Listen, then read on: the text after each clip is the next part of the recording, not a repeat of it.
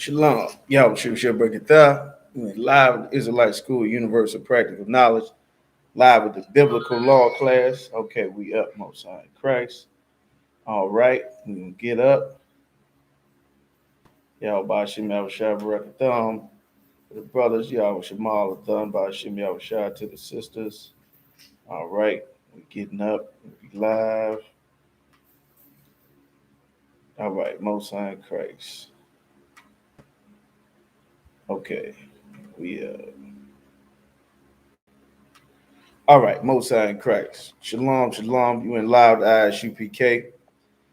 I.S.U.P.K. here in the state of Virginia, the biblical law class. You understand? All right. Of course, every Wednesday night in all the I.S.U.P.K. schools, we have the law classes. We go over God's laws, statutes, and commandments that he has for us as a people.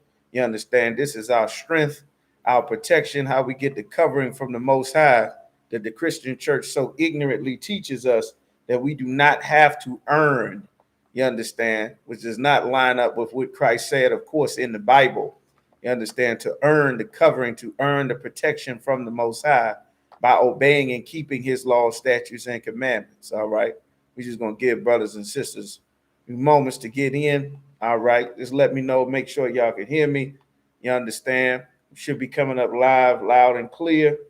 All right. We're going to get into a number of things tonight.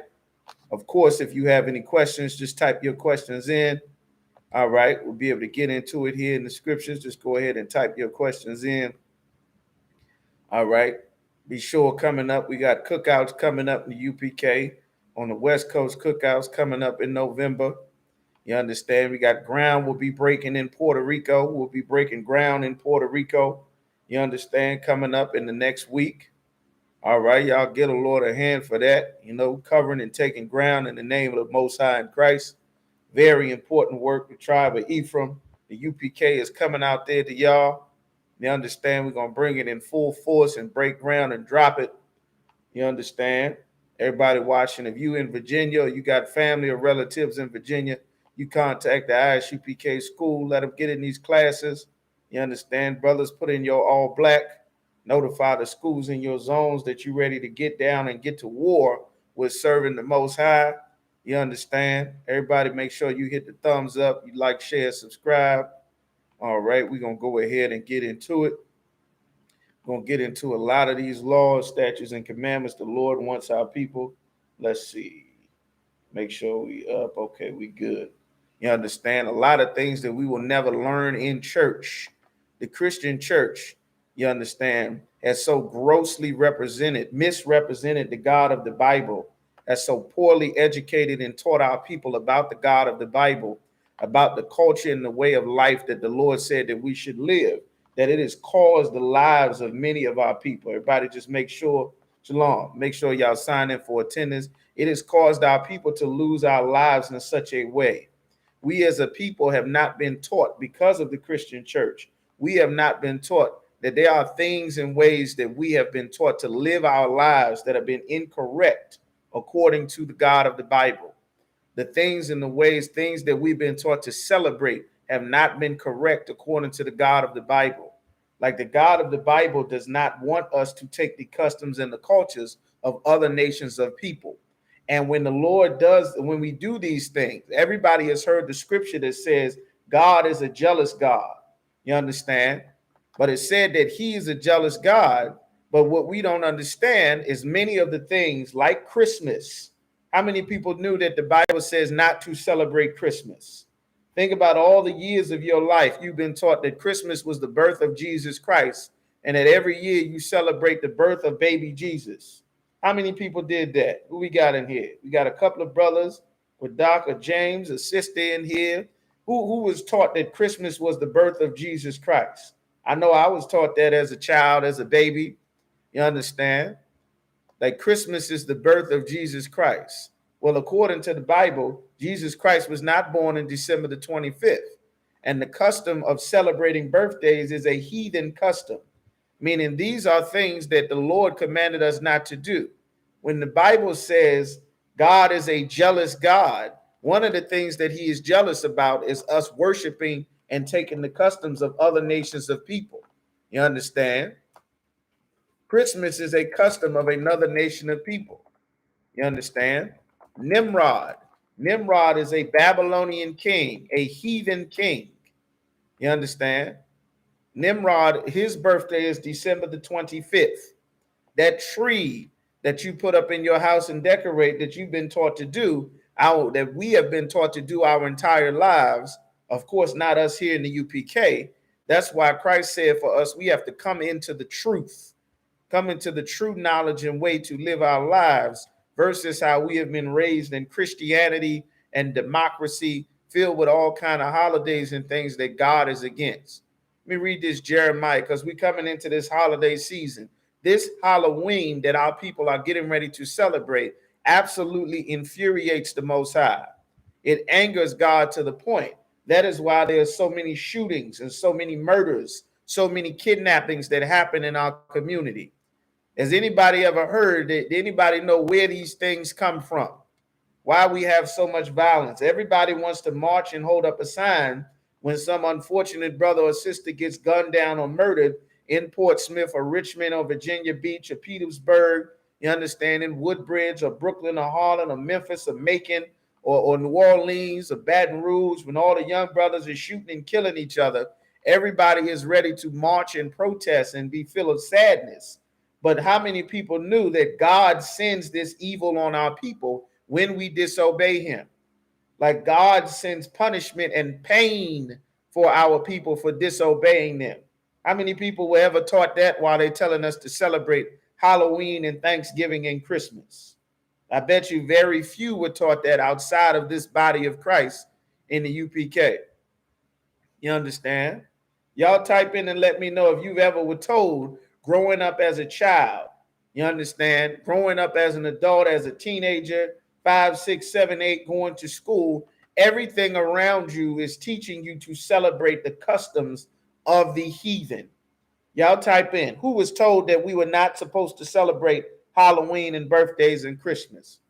Y'all type in. There's a couple of brothers in here, a couple of sisters in here. I see your question, Yarash. I'm gonna get to it. All right. Above. All right. I'm gonna get to it in just a moment.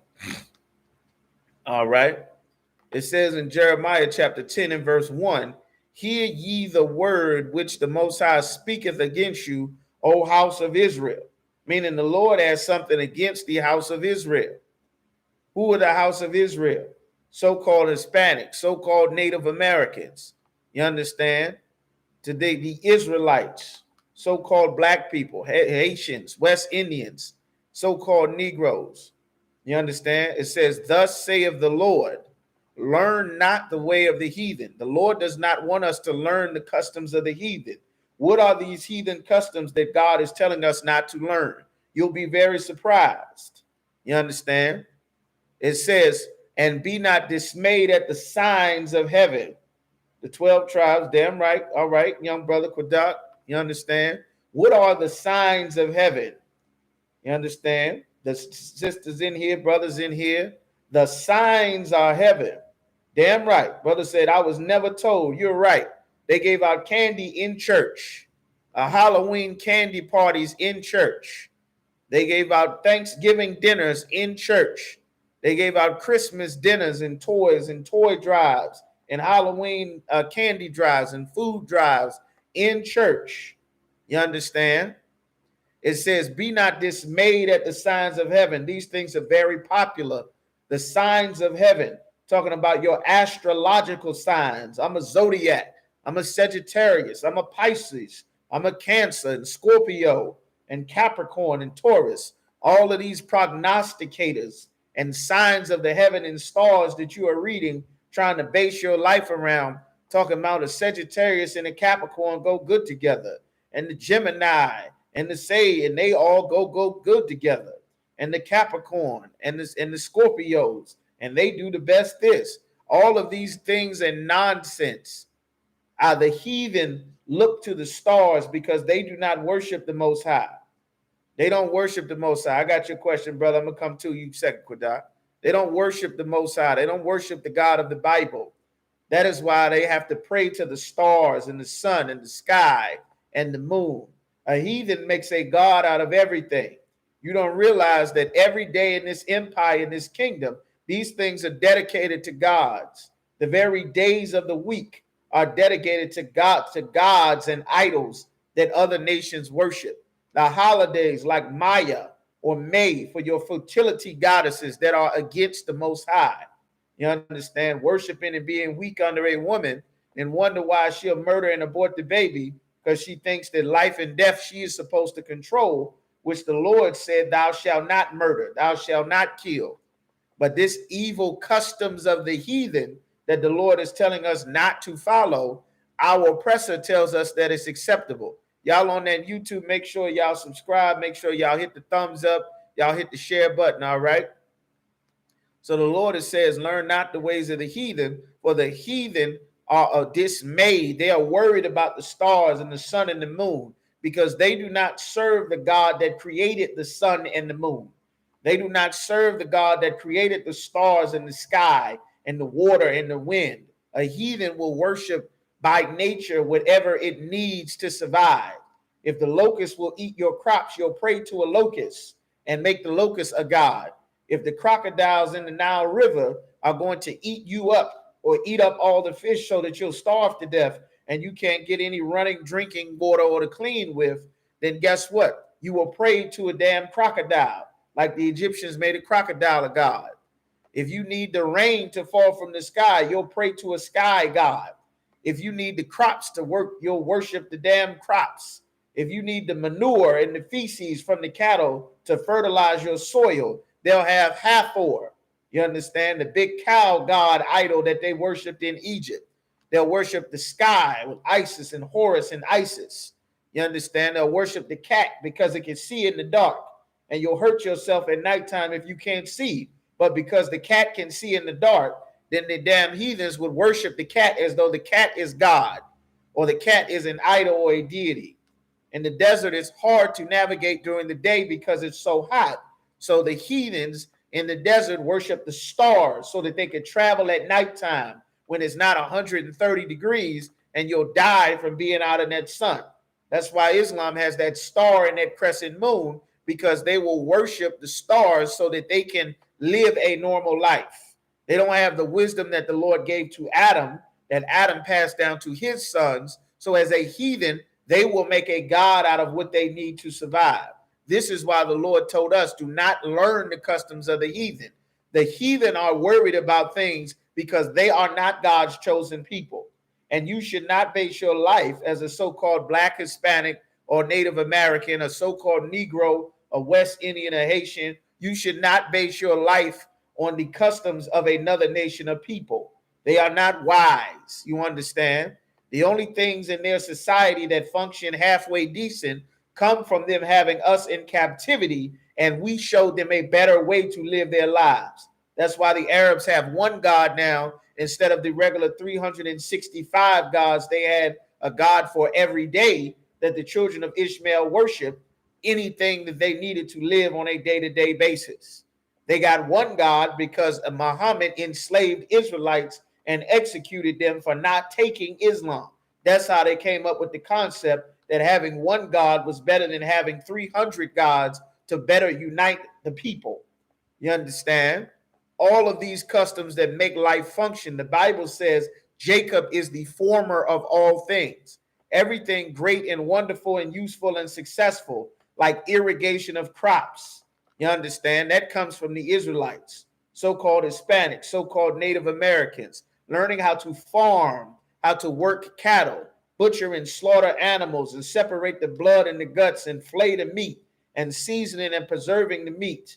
Irrigation, making sure houses are clean and inspected for mold, making sure that sickness does not spread, medical quarantining, you understand, taking the herbs and things to make our people healthy again, having a pharmacist. A lot of fake Israelites and Christians are scared of doctors and medicines, going to the pharmacy. You understand? What is a pharmacy? Hey, shalom, sister. An apothecary is a pharmacist in the Bible. Luke, one of the 12 disciples of Christ, Luke was a physician. He was a licensed doctor. You understand? A medical practitioner, a licensed doctor. The apothecary is a pharmacist. That is an Israelite custom to have a man, to have someone who specializes in making medicines and things so that you can get better. You understand? There's nothing wrong with taking your medicine. There's something wrong when you try to crush up your pills and smoke them in a blunt. That's when it's unlawful. There's nothing wrong with getting a medical injection that's going to help you. You may have side effects to the medicine. You may not want to take the medicine, but God made the physician. You understand? If you don't want to take the vaccine, don't take the vaccine. But God made the physician for a purpose. That is Israelite customs, to have a man that is accustomed, that knows how to work medicines to make people who are sick well. As so-called blacks, Hispanics, and Native Americans as a people, because of the religions that we are in, we base our lives on religion. Shalom, sister. Shakal, Brittany, shalom, y'all in class. We base our lives on religion. And religion teaches us to sing at a problem, to hope everything will get better, to beat the tambourine, to cry at it enough, and Jesus can work it out, and Jesus take the wheel. A bunch of quotes and cliches that leaves us at the end of the day with the most high blood pressure, the most cancer, the most COVID, the most AIDS, the most broken families, the most abortions, and breast cancer, and prostate cancer, and throat cancer, and heart attacks, and strokes, and the most incarcerated, because we believe that these religions that we are in have us connected to God, when in fact the religions that we are in as a people separate us from our God. The God of our fathers is the God of the Bible. It's not the God of all people. Every race of people that God created has their own God. You understand? The Arabs made gods for themselves. Our oppressor made a God for himself, that white image of Jesus Christ. When you open the Bible, Jesus Christ is a black man, a Negro from the ghetto of Nazareth, that no good thing can come from this place. That's John chapter 1 and 45. That's what they said about Christ. Can any good thing come from Nazareth? You know them projects over there. Them brothers is fighting and beefing, how poor it is over there. That's where Jesus Christ come from. It says he was brown as though he burned in a furnace. That's a nigger. That's not talking about a white man. Our entire lives, grandma and abuela and TT and everyone that has taken us to church to follow pastors, preachers, popes, and imams has led us to believe and failed to teach us that Jesus Christ is a black man. One of the most important things you will ever learn in your life as a so-called black, Hispanic, or Native American is that your God is only for your people. The Savior is only for your people. Everybody else has a government, a military, a Senate, a seat on the United Nations, political candidates. Everyone can handle their problems. You are not like them. We have cities that are filled with black mayors, black councilmen, black school boards, black police chiefs, black officers, black military representatives. None of that makes our people safe. None of that made Richmond safe. Kenny Alexander is the mayor of Norfolk, and Norfolk has gentrified the city and closed down many places where black people live. Every mayor in Washington, D.C. has been black since the city was founded damn near. And they have gentrified Washington, D.C. to the point where black people can no longer afford to live in a place where they were 90+% of the inhabitants and residents for decades. You understand? New Orleans has a black mayor. Detroit has a black mayor. Having someone in a political office does not fix our problems. We are a people that belong to the God of the Bible, and God appoints our leaders. We are not permitted to choose who we want to follow and what type of life we are going to live.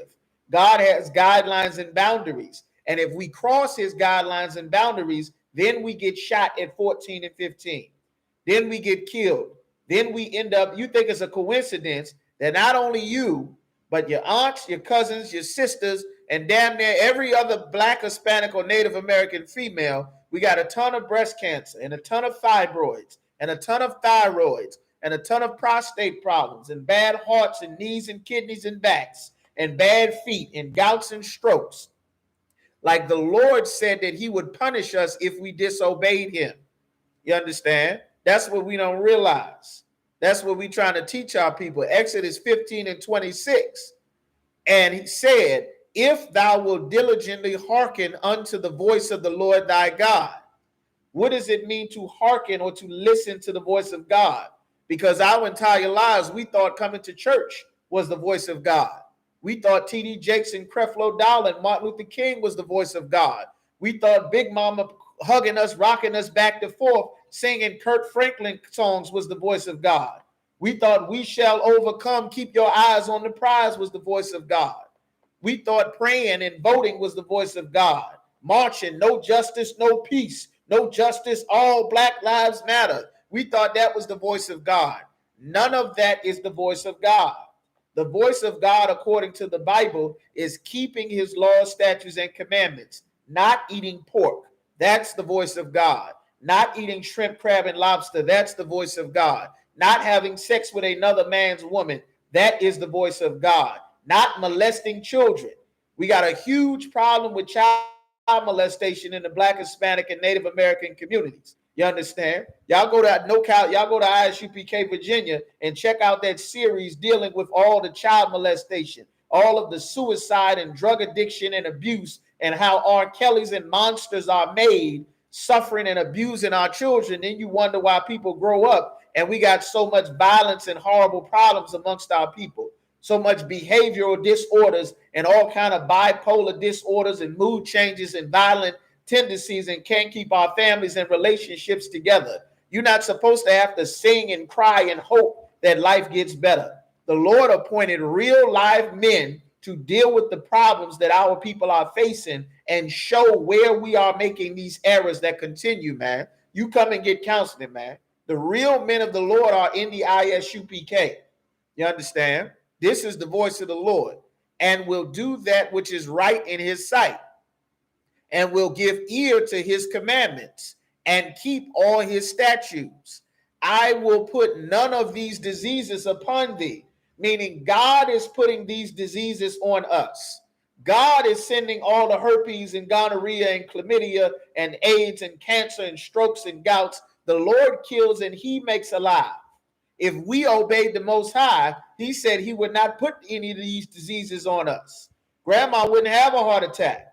The young brothers like Juice WRLD wouldn't die of a heart attack and a massive drug overdose, being a millionaire but living every day in depression like Lil Wayne, like Juice WRLD, like DMX, like Richard Pryor, like Whitney Houston, like Prince. Like, we have real life and death problems that we are carrying on a day-to-day basis that is giving us all these heart attacks and strokes. We are not free in this society. The Christian church lied and told us we had salvation.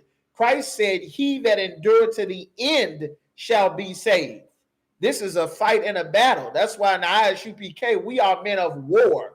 It takes warfare to save and protect our people, because everybody wants to prey on our people. Everybody wants to exploit our people, to steal our music and steal our dances. Go look up the Chinese and the Japanese, how they getting weave put in their hair to get afros and braids. You understand? Go look up all the Chinese, the Japanese that's getting confiscated lowriders from our brothers, the tribe of Issachar, stealing all of their cars from California, dressing up like Hispanic gangsters, cholos and cholas over there. It's a fun culture for them. Everybody want to dance and look like us and sing and rap like us and box like us and commit in sports and run fast and hit hard like us and learn all of the skills and things that we created and that we pioneered and all of our inventions, but nobody wants the actual danger of having to be our people. Everybody exploits us. That's why they set up shops, businesses, and restaurants in our communities. And the way to stop them from doing that is we turn back and serve the Most High, and the Spirit of the Lord that is on us will protect our people. You understand? I'm going to come to y'all questions in a minute. Shalom, Kaya, Yahweh Shema, Thashim, Yahweh. All right.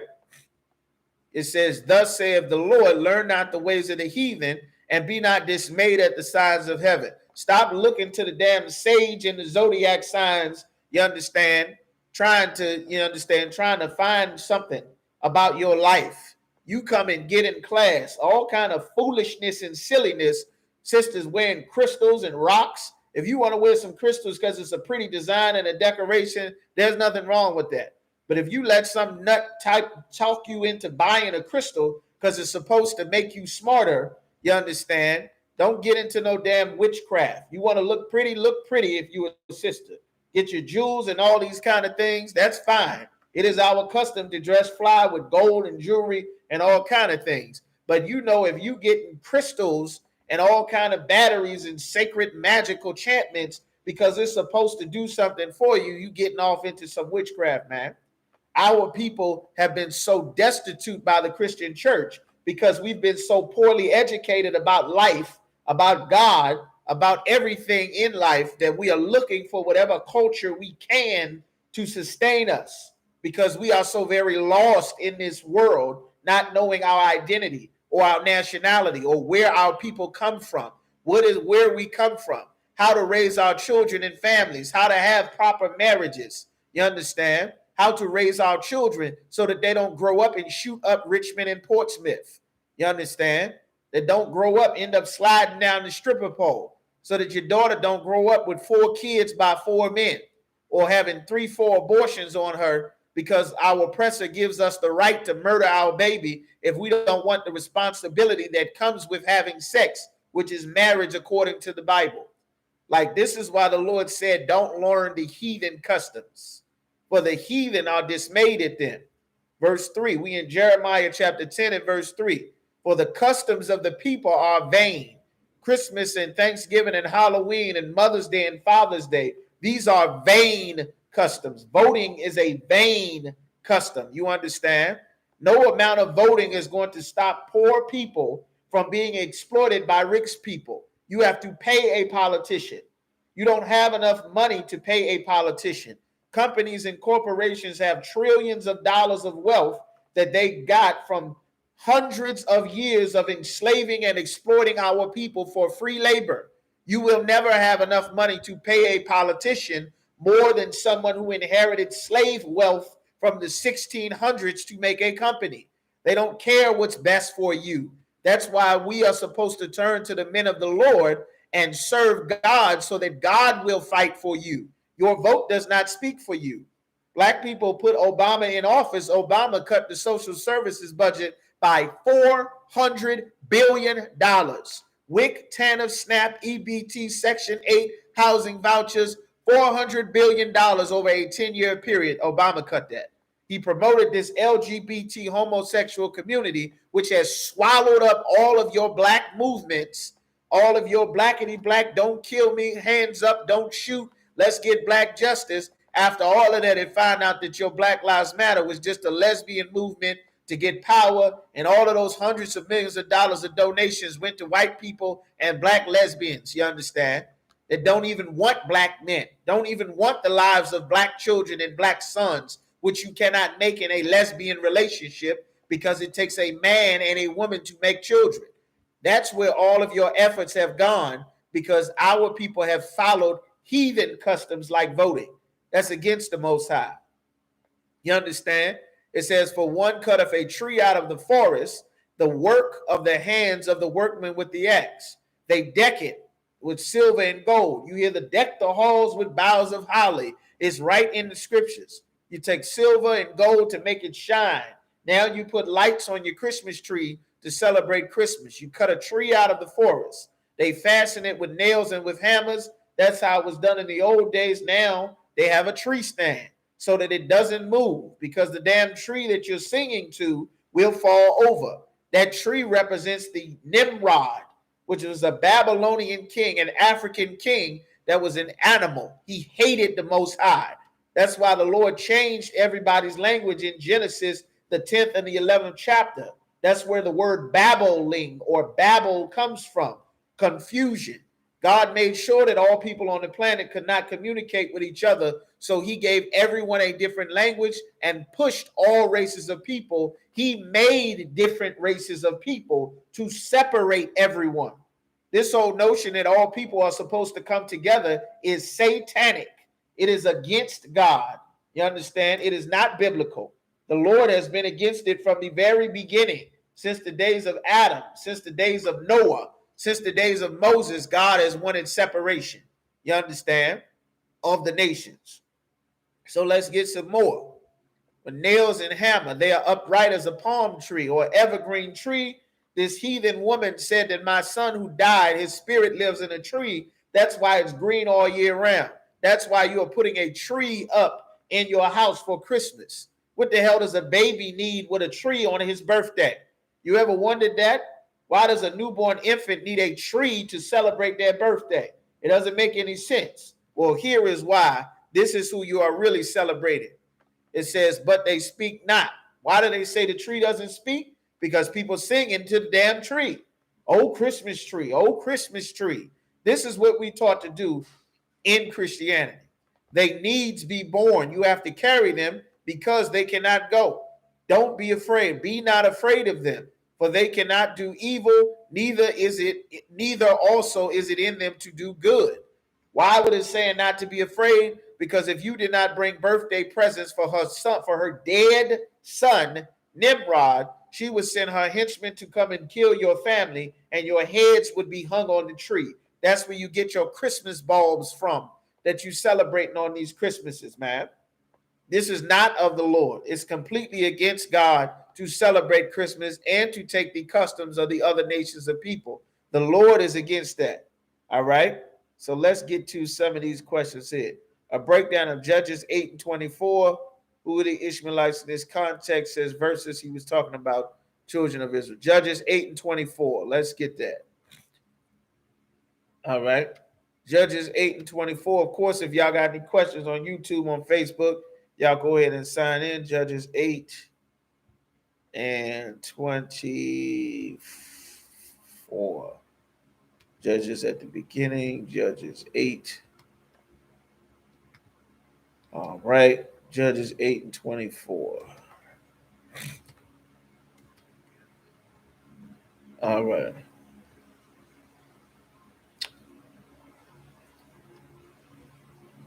Okay. Judges chapter 8 and verse 24.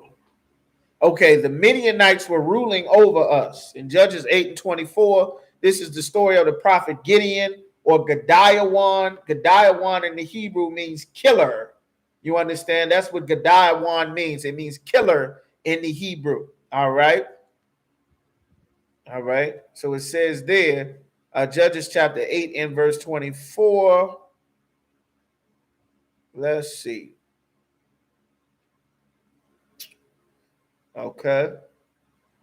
The Midianites were so-called Arabs. They were heathens. They ruled over us. We went captivity under them. For those of you that think if we left America and went to go live amongst some other nation of people like the Arabs or the Africans, like they would not exploit us. Every heathen did what a heathen does. They get an opportunity for another nation of people to come. They will exploit them and starve us just like our oppressor here in America does. All of the heathens have done it. It is a heathen custom. That is what they will do so that they can get power. You understand? That's why we have laws to not join the heathen, because they don't have these laws to be righteous, to not rob and steal and take a man's wife and rape and kidnap and human and sex traffic and commit murders and worship stones and rocks. Their people and customs are filled with demons because they do not serve the Most High. The God of the Bible, our God, is not their God. You understand? That's why the Lord separated all people. So it says, Judges chapter 8, 24, and Gideon said unto them, I would desire a request of you, that ye would give me every man the earnings of his prey. For they had golden earrings because they were Ishmaelites. They had earrings of gold. Okay. And they answered, we will willingly give them. And they spread a garment and cast therein every man the earrings of his prey. And the weight of the golden earrings that he requested was 1,000 shekels, besides the ornaments and collars, purple raiment that was in the kings of Midian, and besides the chains that were about their camels' necks. They had golden chains. Ephod put in the city. Thus Midian was subdued before the children of Israel, so that they lifted up their heads no more, and the country was in quietness 40 years in the days of Gideon. You understand? And then it goes on to tell you Gideon had tons of sons because he had many wives. This is what happened with Gideon. The Midianites had our people in captivity. You understand? So you got to scroll up to see what happened.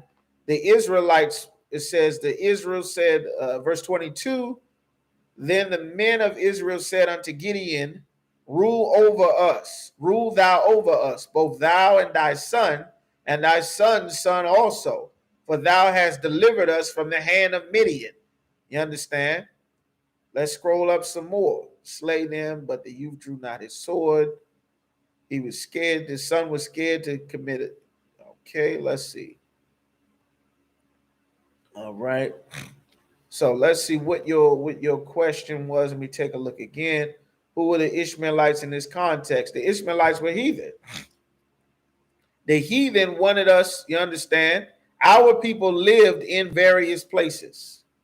All right. The Midianites ruled over us. Our land spreads very far. We always had the other nations of people that were near us. That's why we had borders and boundaries. We had borders because the other nations of people, imagine, just think like this. Imagine you and your family and your brothers and sons and sisters, imagine they're all struggling. You're struggling. It's hard finding places to live.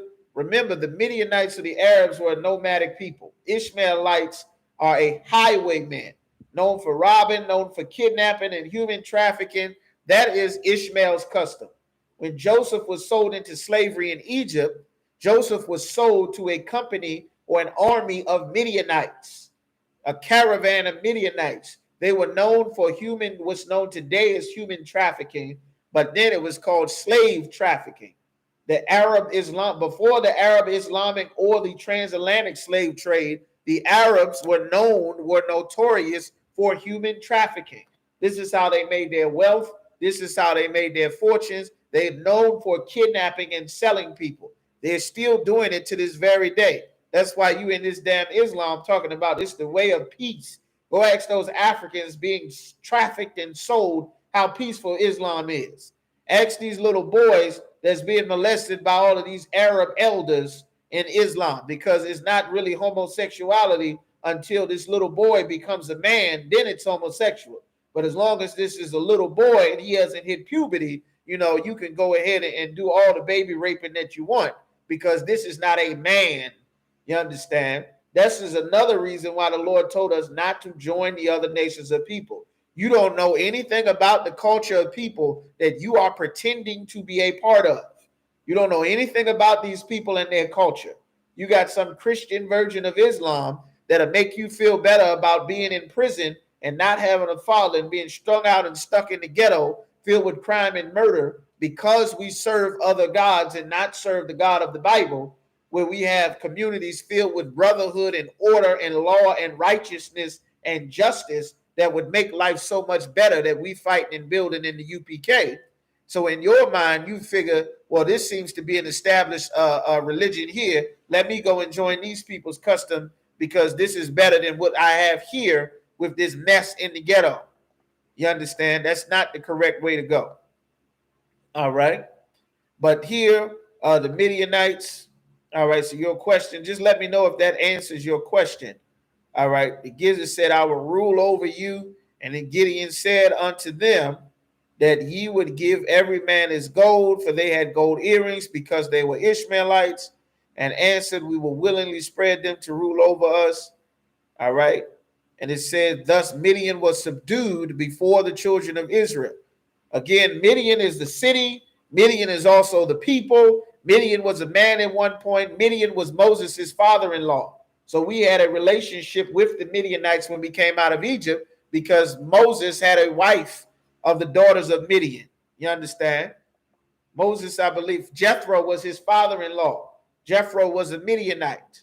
You understand? We had relationships with the other nations of people. Yeah, we were always traveling until we got to our homeland. It just so happened that they realized that these people are smarter than us. They're stronger. They're faster. They're good at raising camels and goats. We raise camels and goats and they die. They raise camels and goats. The goats, they stay pregnant. They produce more and more donkeys and more horses. They can domesticate horses. They can work the fields. They can work crops. We can get rich from oppressing these people. They're kind. They're not like us.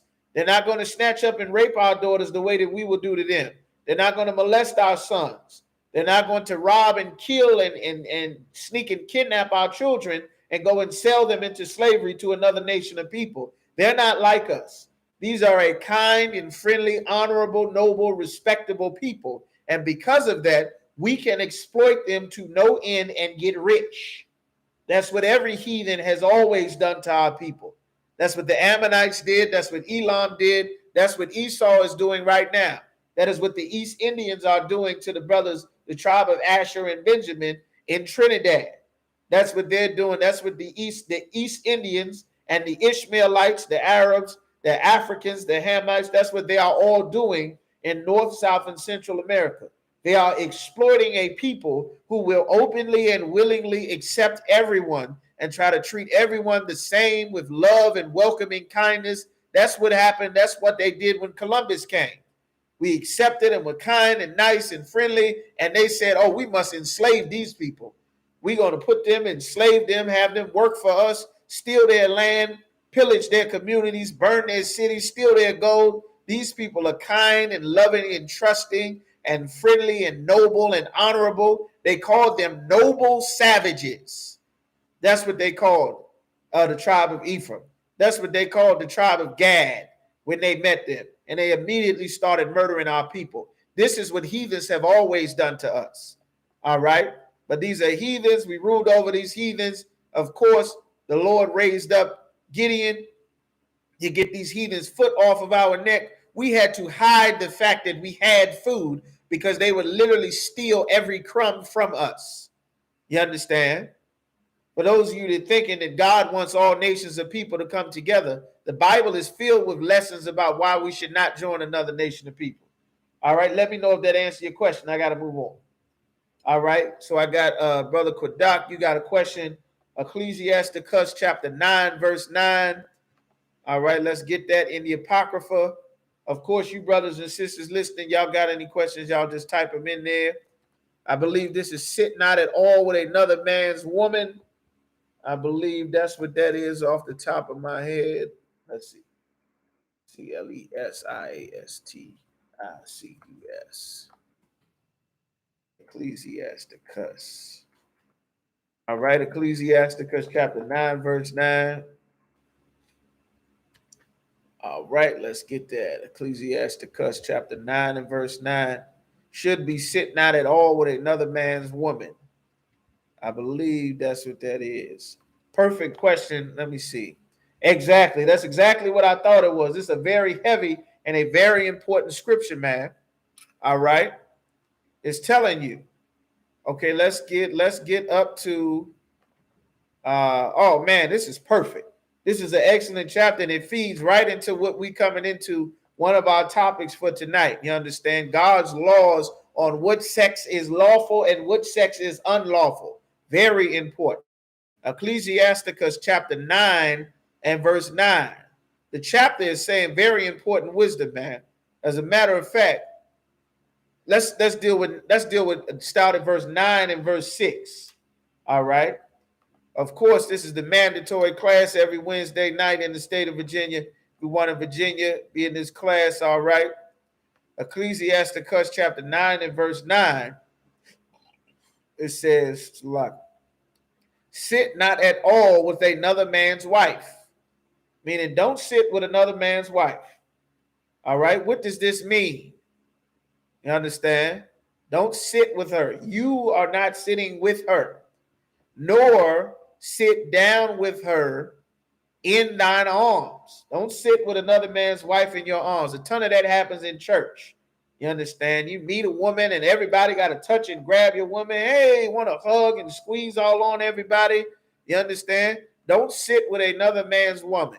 Don't do that. Nor sit down with her in your arms. Like you sitting down with her, y'all hugging and squeezing on each other and all of that. You should not be, you understand, you should minimize your time being with somebody else's woman. You and her alone. You understand? Y'all should not be together. All right? It says, spend not thy money with her at wine. Don't go out and get drinks with her. You understand? These are things you may not notice. These are things that a whore does. Because we have so little boundaries, because of what the Christian church has so poorly educated us about what's actually in the Bible, and all we've been taught is a bunch of damn songs and dances and cliches and quotes about things that are not in the Bible, like give it to God or Jesus take the wheel or by the blood of Jesus. You understand? Whatever the hell that's supposed to mean. But this is what the Lord is saying. This chapter is about whores.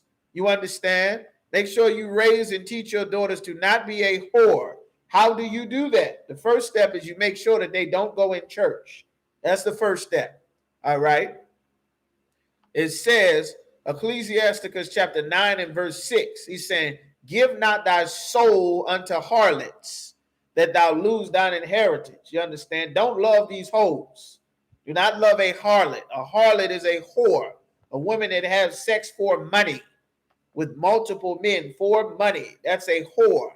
If you can get her attention, then she'll have sex with you. You got $40? That damn $40, you can get anything you want in life for that damn $40. That $40 has been so legendary. You didn't know why all these years you were hearing your mama asking somebody for $40. He got $40 for me. I got $40 for you. That $40 did not come out of thin air.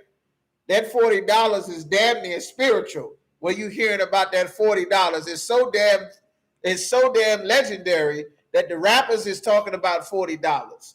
The preachers is talking about $40. The comedians is talking about $40. That goddamn $40 is like the going rate for a whore. You understand? That's like the mom rate for a whore. I don't know what it is now, but that's what it was. You understand? For many, many years. That's why it became so very popular. You understand? Teach your daughters not to have sex with men for money. You understand? Teach your daughters not to sit in every man's lap.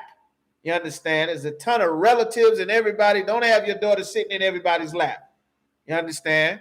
Don't have everybody touching and hugging on your woman or your daughters. It's okay to say hi and not have to touch everybody. You understand? If you give somebody a hug, it's understandable. You may do that. But don't sit down hugging with somebody else's wife. You smelling her damn perfume and her cologne and looking in her eyes and looking at her makeup. Do not sit with someone else's wife. That's why in the ayah say, Shalom, sis, y'all small tashim have a shot. Do not sit with somebody else's wife. You understand? Shalom, warrior. Don't sit down with somebody else's wife. We understand. We are not the whole magical fairy tale. The Lord is wiser than us. You understand? Just sitting down, hanging out and chilling. That's how half of us were born. You understand? You just hanging out and chilling. Next thing you know, you're drinking. Oh, you know, I should go. Well, you know, I like your hair. I like you this. I like you that. You know, you smell real nice. What's that? Oh, you know, this and that. And next thing you know, we should go out and get some drinks. I cannot tell you. Learn to tell a woman no. You understand? Payak went over this in the radio show. Like, don't assume that just because this is a woman that you have to have sex with her. There are monsters. There are whores. There are traps. You understand? You can avoid a lot of child support and heart attack and sorrow by avoiding whores. That's what this chapter is about. That's why Ecclesiasticus chapter 9 and verse 6 says, give not thy soul unto harlots. Don't fall in love with some whore. How do you know if this is some harlot? The Lord is going to describe in the chapter so that you can understand how to be wise. You understand? All right. It says that thou lose not thine inheritance. How will you lose your inheritance? Some whore will put you on child support and take everything. You'll go and fall in love with some whore like Jada Pinkett Smith that's having sex with children and young brothers and young rappers and your son's goddamn friends that come over to play PlayStation. Next thing you know, she talking about she want love and you don't give it to her, so she going to divorce with you and now take half of all of the money and everything that you worked hard for.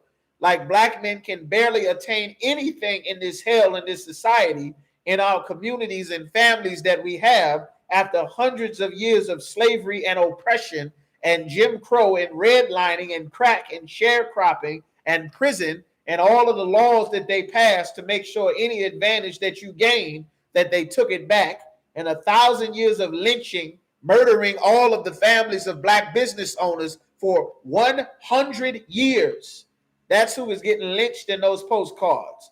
Business owners, family owners, bank owners. They would destroy our communities and our cities. And what was the justification that they used? Some white woman said that these two black men did something to me. A whore will cause you to lose your inheritance. You'll lose so much. What else is your inheritance? Your sons, your daughters. The Bible says children are an heritage from the Lord. Our children are very important. Most of, if not half or more of our families are broken families where children are being raised just by the mother. You understand? You lose it. Your woman taking your kids and run off to another state in many times. You understand?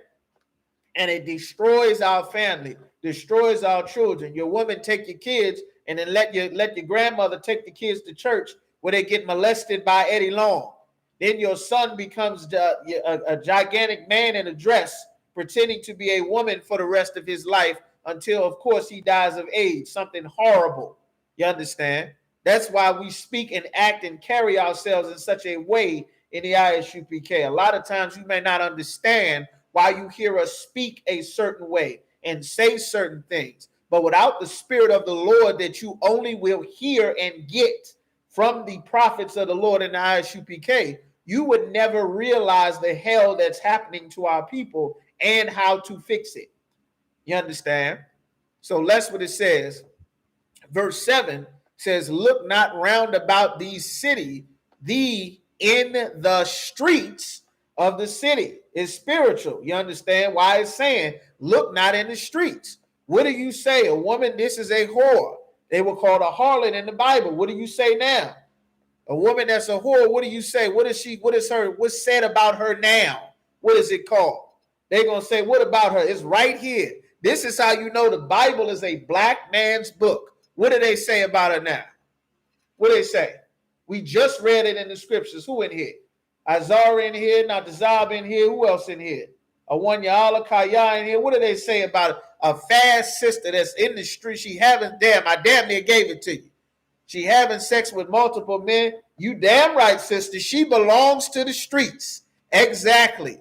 She belongs to the streets is in the Bible. That's another series we got on I.S.U.P.K. on No Cowards Richmond. Being black in the Bible.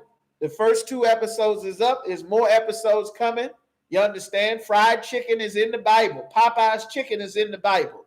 You understand? Put some respect on my name is in the Bible. You understand? I'm not you my child. I'm not everybody's parent. I'm your parent. That is in the Bible. All of these black things that we say spiritually, all of these things are recorded in the Bible. Y'all check out that series. Y'all come support those videos and things on No Cowards Richmond is right. She for the streets. This is Ecclesiasticus 9 and 7. Look not round about thee in the streets of the city. You in the streets chasing hoes. This is what it's talking about. Written thousands of years ago in the Apocrypha. She for the streets. That's why Future's saying it. That's why Kevin Gates is saying it. That's why your rappers is saying it. You understand? That's why the 21 Savage and Drake, she for the streets. It's right here in the Bible. This whole Bible is a black man's book. Of course, we say black, Hispanic, and Native American. Neither wander thou in the solitary place thereof. You out wandering looking for hoes. Where the hoes at? They in the back chat? They in this chat? To this? Where they at? Let me see. You understand? A famous saying all throughout the hood. Where them hoes at? Right here in the scriptures. Where them hoes at, man? What we doing in here, man? We going to the point, man. Where them hoes at, man? It's in the scriptures. We reading it right out the Bible. Remember, these is niggas that wrote this. These ain't Christians. These ain't Christians. This is a brother telling his son, I know you're getting older now, and you might be ready to take a wife. You understand? You out looking for a woman. Son, I'm going to tell you, there's some hoes out here, son.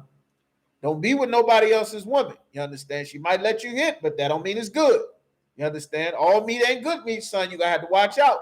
I'm going to tell you, you see this type of woman, you stay away from her. She out in the streets. Her feet abide not at her house. She always traveling every goddamn where. She always in the street.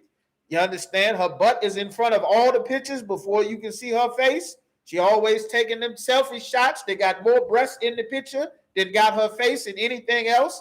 You understand? You better watch out for her, son. Don't go and get you one like this. You're going to lose everything. She'll have you on child support. She'll mess around and burn you. She's going to give you something. You mess around and get chlamydia messing with these hoes in these streets, son. Listen to me. You understand?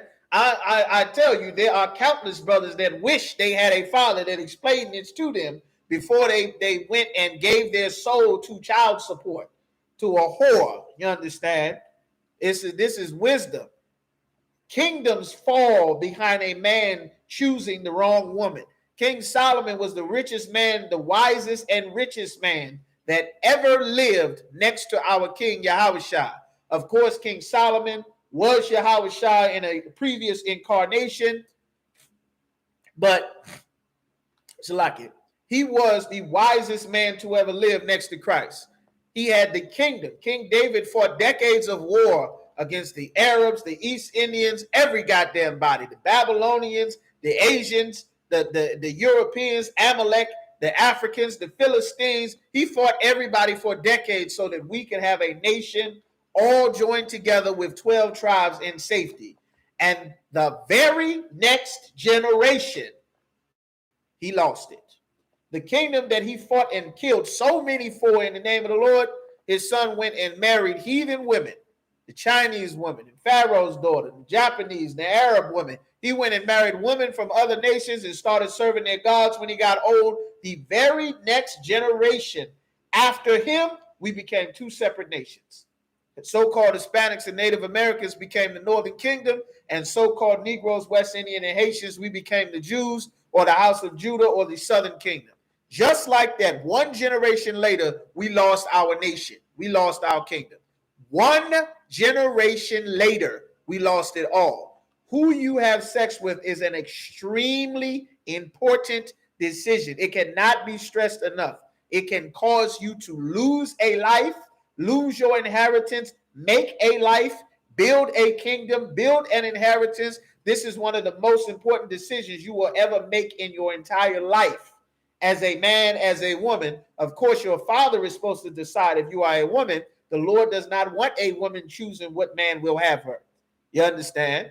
America say that this is your freedom and your body and your choice. And before you know it, sisters are being listened to America and the Christian preacher saying, you grown, it's my body, woman, thou art loose. What have you done for me lately? I am woman, hear me roar. Feminism, girls, we run the world. I'm a diva, I'm a savage, hot girl summer. Next thing you know, 17, 18, 19, 2, 3 bodies under your belt, like goddamn King Von and FBG Duck and Lil Durk and Moo-Wop that murdered a whole goddamn neighborhood of babies from all of the abortions that you haven't. This evil comes because the Christian church has not taught us how to serve the Lord, how to live a life properly. This is an excellent question that the brother Quadak asked.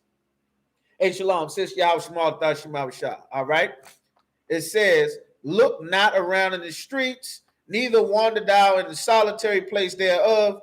Verse 8, turn away thine eye from a beautiful woman. Why is he saying turn away your eye from a beautiful woman? Is this like the Christian church is saying, if you see a beautiful woman, don't look at her because you're not supposed to see a beautiful woman? You understand? That's not what this is saying. That's not what this is saying at all. It is telling you to be careful about what type of beautiful woman that you are looking at. This is what the chapter is saying. It is Israelite custom for a man to have, you understand, to look out, to spit game to sisters, all of that singing and R&B. King Solomon was singing love songs. That's songs of Solomon that he wrote. That's him and his wives creating music and duets back together. You understand? Like Fire and Desire, even though Tina Marie was a heathen. You understand? Some of y'all might be too young to know about Tina Marie and Rick James. You understand? But like, let me say, Avant and Kiki Wyatt. Y'all might be old, young enough to understand that song. You understand? My First Love and all of these type of songs and duets. This is what our culture was. That's Israelite culture. You put a microphone in front of a black man's face, he's going to start spitting game to a woman automatically.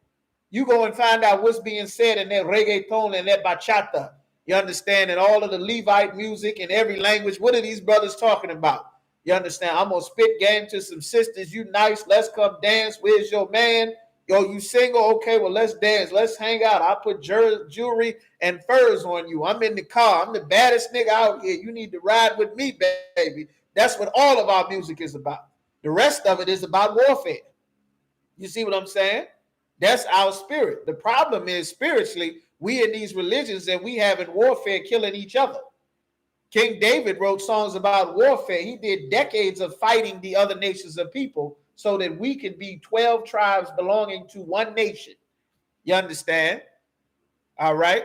So let's get some more on this. It said, turn away thine eye from a beautiful woman. Why is there a beautiful woman that you should not see? And look not upon another's beauty. That's what's wrong with this beautiful woman. This beautiful woman belongs to another person. You understand? A ton of sisters in the world, sisters get furious, you understand, hearing that, because it puts the right spirit. Not sisters, of course, in the truth, but understand the spirit that is behind that. When you dealing, a man asks you, do you have a man? I remember, I never forget, we was in Atlanta and a couple other places that we went for the various events. And the sisters was furious because brothers would see a beautiful woman.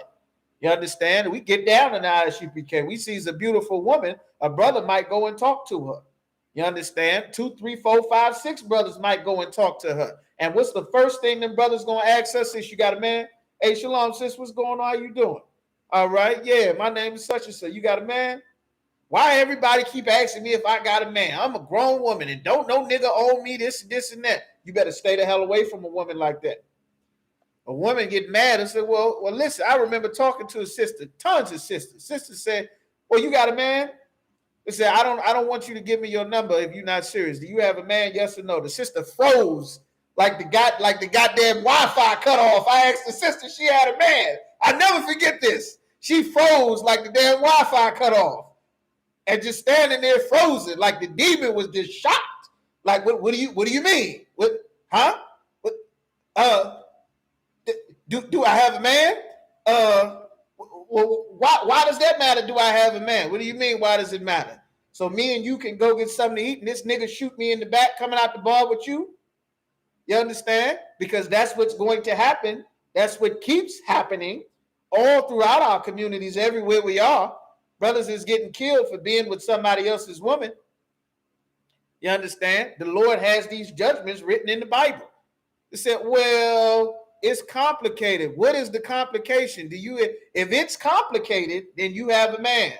You and I don't need to talk. We don't need to develop our friendship so that I can sit down with you at wine and look on another's beauty and look about how nice your curves are and how beautiful your hair is and your nails and your smile. And next thing you know, you understand, you face down in a goddamn pillow talking about, oh, I didn't mean for it to happen. Like, this Bible is written down about black men. This is about blacks and Hispanics. You don't play around getting no meat. You understand? The problem is the rules that God set up on how and what type of sex we're supposed to have. The Christian church told us there's no rules. That's why we're going to get to it in this Leviticus as soon as we leave here. You understand? But these rules are very important. That's why he told his son at first, son, watch out for these hoes, son. Don't be with harlots. You're going to lose everything. You're going to lose your inheritance. You're going to destroy yourself. She out in the streets. So you understand? Be careful. Watch out for this type of woman, son. This is what he's telling his son because he know the evil that is out there. You understand? He ain't telling his son, just trust God, son. Go with God, son. You know, you live and you learn, son. He ain't telling his son these silly things that uncles and nephews is telling brothers in the world, all kind of horrible advice that get them put on child support like you on child support and all the other problems that come with it, and your woman holding your damn kids ransom and you can't see your kids because she done took them and she with another man and ran to another state and you don't find out where your damn kids are until you get a court summons for child support. You understand? This is what he is telling his son to watch out for. It says in Ecclesiasticus chapter 9 and verse 8, turn away thine eye from a beautiful woman and look not upon another's beauty. For many have been deceived by the beauty of a woman. You may see a woman and think this is beautiful. This is a dragon that could be filled with demons that's going to make every day of your life miserable. You understand? You're going to hate to be around her. That's going to nag you to death. That's going to trash you and talk about you behind their back to her friends, her mama, all in your goddamn business, putting your business all over Facebook, calling the police on you, lying, saying that he hit me, trying to get you thrown out the house, trying to get you fired from your job, showing up, cutting the tires out your car, busting your windows. Some video, sister bust the windows out her boyfriend's car, poured lighter fluid in the car, and then threw a goddamn match in the car, almost blew her damn self up. Sister blew the car up, blew herself up. She flying back like in a damn Hollywood action movie. Why? You understand? Like the Lord is telling you what type of woman to look out for. The scriptures say it'll be as though you have taken hold of a scorpion. You mess around and she could make your life wonderful and sweet and shalom, or nigga, why you doing this? Why you ain't doing this? Where you been? You hear me calling you? I'm tired of this. You ain't gonna tell me what to do. I wear whatever the hell I want. I'm grown. You not my daddy. You don't own me. You don't tell me what to do. She yelling and hollering and everything. I'll be damned. Say, listen, I'm not gonna do this. I'm gonna find out if this is a monster before I marry you. This is what he's saying. You better learn how to try these monsters. You better see what monster comes up when you provoke this demon.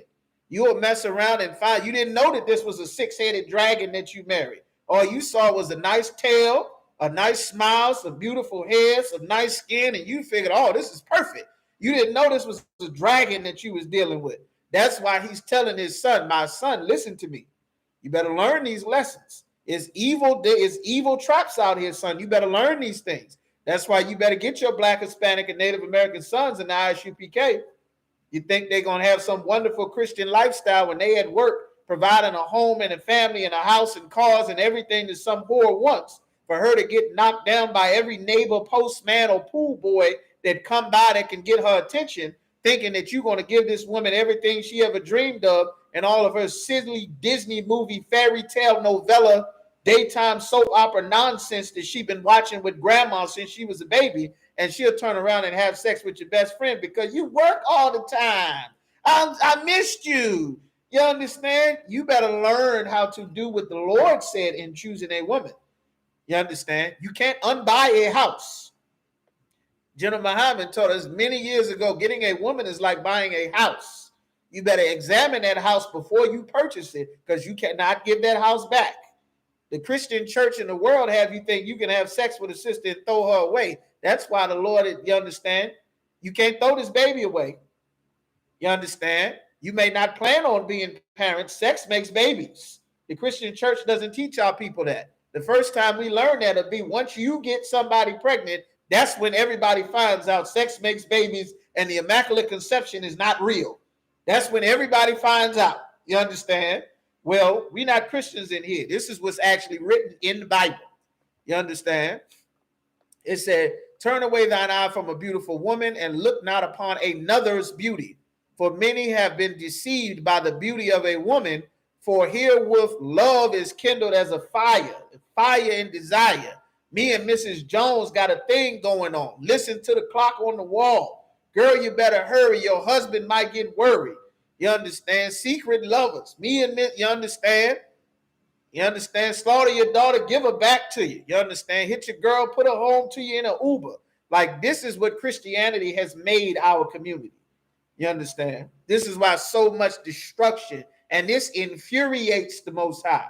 This is why everybody is getting shot and life is so horrible, and your kids got all kind of behavioral problems and developmental disorders.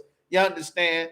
From not having the proper structure the way that the Lord set up. We don't realize how much damage is being done to our people living these type of lifestyles, because we don't learn anything from the leaders that we have. Because the leader that God set up is Commanding General YAHANNA, and he appointed wise men known amongst the tribes, rulers, to be heads and captains of 50s and 10s and thousands, just like it says in Deuteronomy, the 1st chapter. You understand? So let's keep going. Now we at Ecclesiasticus chapter 9 and verse 9. It says, sit not at all with another man's wife. Don't sit down with somebody else's wife. It's going to get specific. Does this mean if she got a man and she comes sit down, you got to get up and run away? Let's see what the scriptures are actually saying. Nor sit down with her in thine arms. Me and you are not going to lunch together. We're not going to sit down and eat lunch together. You understand? We're not going to do that. Especially if you know that you see a sister and she has a man and you are attracted to this sister, you better stay the hell away from her. Stay the hell away from her. You understand? In our community, amongst our people, we have no borders, no guidelines, no boundaries. Everybody is accessible. You understand? In a righteous kingdom, your wife would not be accessible to me. We're not supposed to be working in some goddamn office together, me looking at your wife, smelling her cologne and her perfume in the goddamn office. Your wife should not be around me or all of the men in the city. Your daughters should not be around all of the men and brothers and children in the city. This whole everybody just mixed together. You are supposed to be with your family. Your parents raise and teach and educate you. You're not supposed to be sending 1,000 kids to some big baby jail that's countywide where everybody go and whoever the strongest, roughest, loudest, most attention-getting kids are, they're going to dictate how much education and learning gets done. Because if you don't do what they say, they're going to start a bunch of noise and ruckus and fights. And the teacher got 40 kids in a room trying to manage and teach somebody. The Lord did not set that up. You understand? These schools is destroying our people, destroying our children. That's why they call it a school to prison pipeline. That don't come from the Lord. This whole mandatory schooling system, but they made that so that you cannot pass down the trades of the businesses that your family ran from generation to generation. That's the same time they made the labor unions. So the job that your uncle and uncle would teach you how to fix and work on cars, how to be a mechanic, how to be a plumber and a welder. It was called an apprenticeship. You understand? It was called an apprenticeship with someone who had a skill or a hair salon. That's why they made it to where you got to go to a school and get a degree from I.S.U.P.K to say that you can braid and do hair that you've been doing since you was 13 and 14. Now you need their license, okay? Now you got to pay them thousands of dollars and go into their school when before your aunt would teach you how to do the hair. Your aunt and grandma, you'd be braiding hair. Next thing you know, you'd be 10 braiding hair, 12 braiding hair, 15, 16 braiding hair. Next thing you know, you've been braiding hair 20, 30 years. A white man going to tell you, well, you need a degree and a piece of paper. You got to pay me tens of thousands of dollars to do the business that you've been running out of your living room for since God knows how long. Same thing with cooking. Brothers and sisters used to make food and serve plates out the window. You understand? Black and Hispanic serve plates, hot plates of food, making dinners. The white man come and say you need legislation, you need paperwork, you need a degree, you need a business license. You used to be able to sell and vend the items and products you make. They wiped out black businesses by passing laws to make sure that you need thousands of dollars of grants. Who was raising and watching the kids? Who was watching the kids? Grandma, mom. Who was not at work? The person who had already retired, or someone who was at home watching the kids. Now they have a career and a field for daycaring, homeschooling, childcare. Who had those children before? Grandma. Who was watching the children before? Grandma or some aunt, or who was off. Now there's an entire industry of a business around what we did culturally as a people automatically. America turns it into a business. Now, there are many brothers and sisters that have a business doing these things, but as a people, this was our industry. You understand? White people weren't watching their own kids. Black people were watching white people's kids. Hispanics were watching white people's kids. The nannies and abuelas and the housekeeper, that was what we were doing since slavery. Same thing we were doing in Egypt. We were doing the birthing and the midwifing. That's why when Pharaoh told Shipra and Puah to murder all the Hebrew male children in Exodus, the 2nd chapter, they told Pharaoh, hell no, we ain't killing no babies. Tell Pharaoh, bring his ass down here and kill a baby. Killing no baby. Pharaoh out his goddamn mind. That's why when they went back and gave Pharaoh the report, they said the Hebrew women are lively. They not like the Egyptian women. We told them what Pharaoh said. They said, no, we ain't going to do it. because we not like them other nations of people, man. Like, this is what the Lord is saying. Our spirit does not match with the culture that they are trying to feed us. That's why a white man who's a homosexual, he gonna run a company, a business, wear a suit and tie. You understand? He gonna snort all the coke he can and run the company. A black man gonna be a homosexual. He need to talk like a woman, act like a woman, put on lipstick, get a purse, get fake nails, pretend to be Cardi B. He got to be in the goddamn trying to do the cheerleading with the little girls. He got to do everything to surpass the deeds of the wicked, because this culture does not fit with the spirit that the Lord put inside of him. You understand? White women, there's less, you won't even hardly know. They created this whole movement so that they can come out and be more open with it. But you the one, you understand, sis is the one trying to dress up and be Lil Wayne wearing the damn lumberjack suit. You understand? Trying to look like an 80s or 70s gang member, you understand, from LA with the checkered lumberjack suits on. You understand? Or wearing a damn basketball jersey like it's NBA All-Star weekend and the baggy pants and some Timbs talking about call me daddy. You understand? Oh, I'm uncle. Use a woman pretending to be a man, because the spirit of these heathens does not fit with your spirit. That's why you have to surpass the deeds of the wicked. That's what Jeremiah is talking about. So this is just another thing that the Lord is trying to institute in our people, to not be like, hey, shalom, brother, y'all should break it down. So when Ecclesiasticus chapter 9 and verse 9 says, sit not at all with another man's wife, nor sit down with her in thine arms. Don't have no woman sitting in your arms. Jamal, he just don't treat me right. And sometimes I don't like the way he be talking to me. You know what? I wouldn't talk to you like that. I wouldn't treat you like that. He don't listen like you do. He don't listen like you. Hey, shalom, Hampton. All right. Shalom. I'll tell you, Allah checking in from Hampton, Virginia. Okay, who's this in Hampton, Virginia? All right. Yaraj, just put the school's number in this chat here. You checking in from Hampton, Virginia, contact the school, all right? Okay. Shalom. All right, just type in the school's number on that YouTube chat there. Whoever that Hampton, Virginia is, shalom. Just go ahead and type your name in there, all right? You get up with the school, okay? So it says, don't sit with another man's woman. Spend not thy money with her at wine. Don't be sitting at the bar popping, buying drinks. You approach a woman. Women are property. You understand? It may be hard for you to hear, but the Lord set that up for a reason. A woman is property of a man. Shalom, sis, y'all, Shemala, thought she may shot. A daughter, a little girl is property of that father.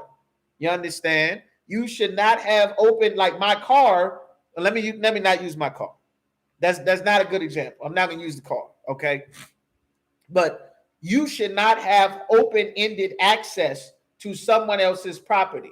If this is my home, precious things are in my home. My clothes is in my home. The food, you understand, my family is here. My dog is here. My land is here.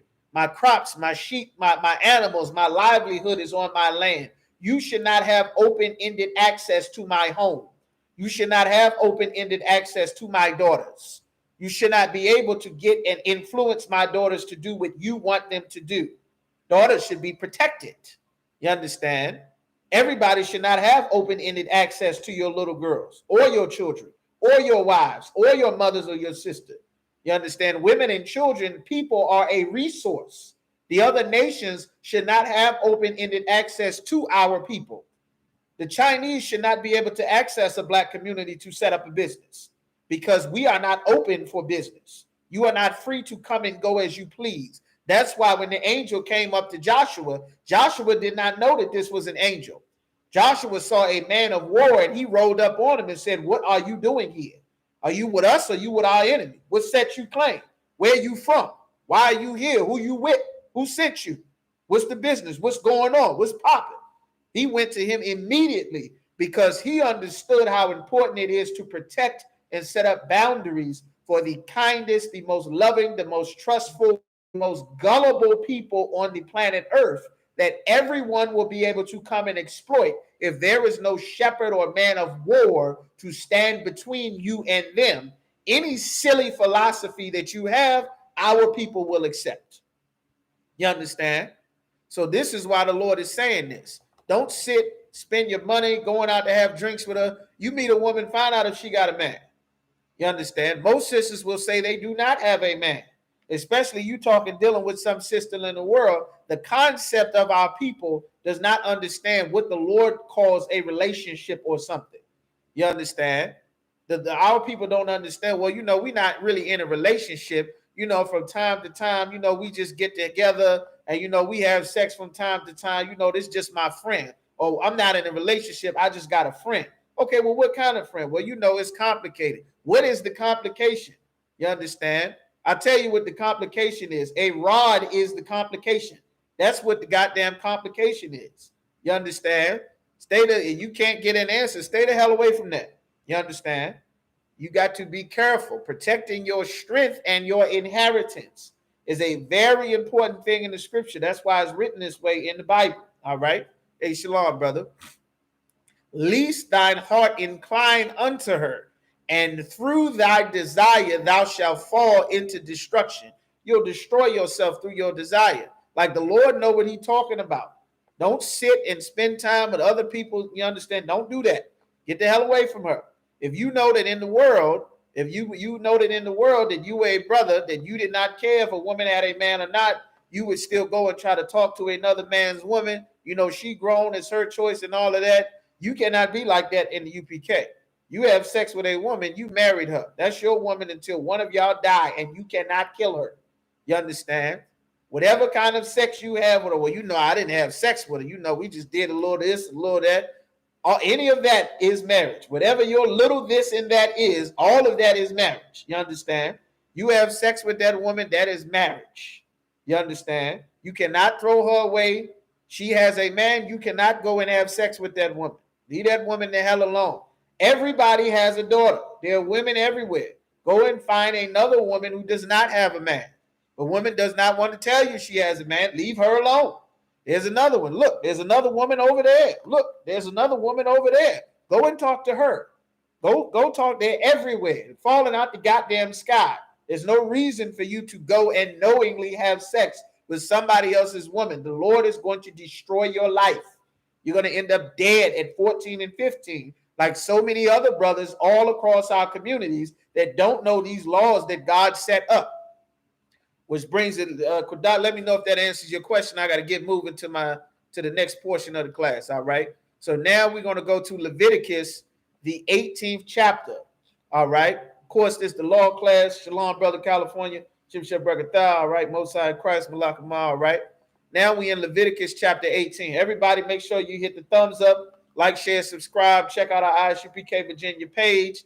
You understand? On YouTube, No Cowards Virginia, No Cowards Richmond. You understand? Our lectures and series on child molestation. You understand? A very huge, very popular, especially all of these god-awful holidays that is happening in the Bible that is black. You understand? All of the black things in the Bible that you've ever seen. We got a lot of series going on. Make sure y'all thumb up, like, share, subscribe. All right. Okay. So Leviticus chapter 18 and verse 1.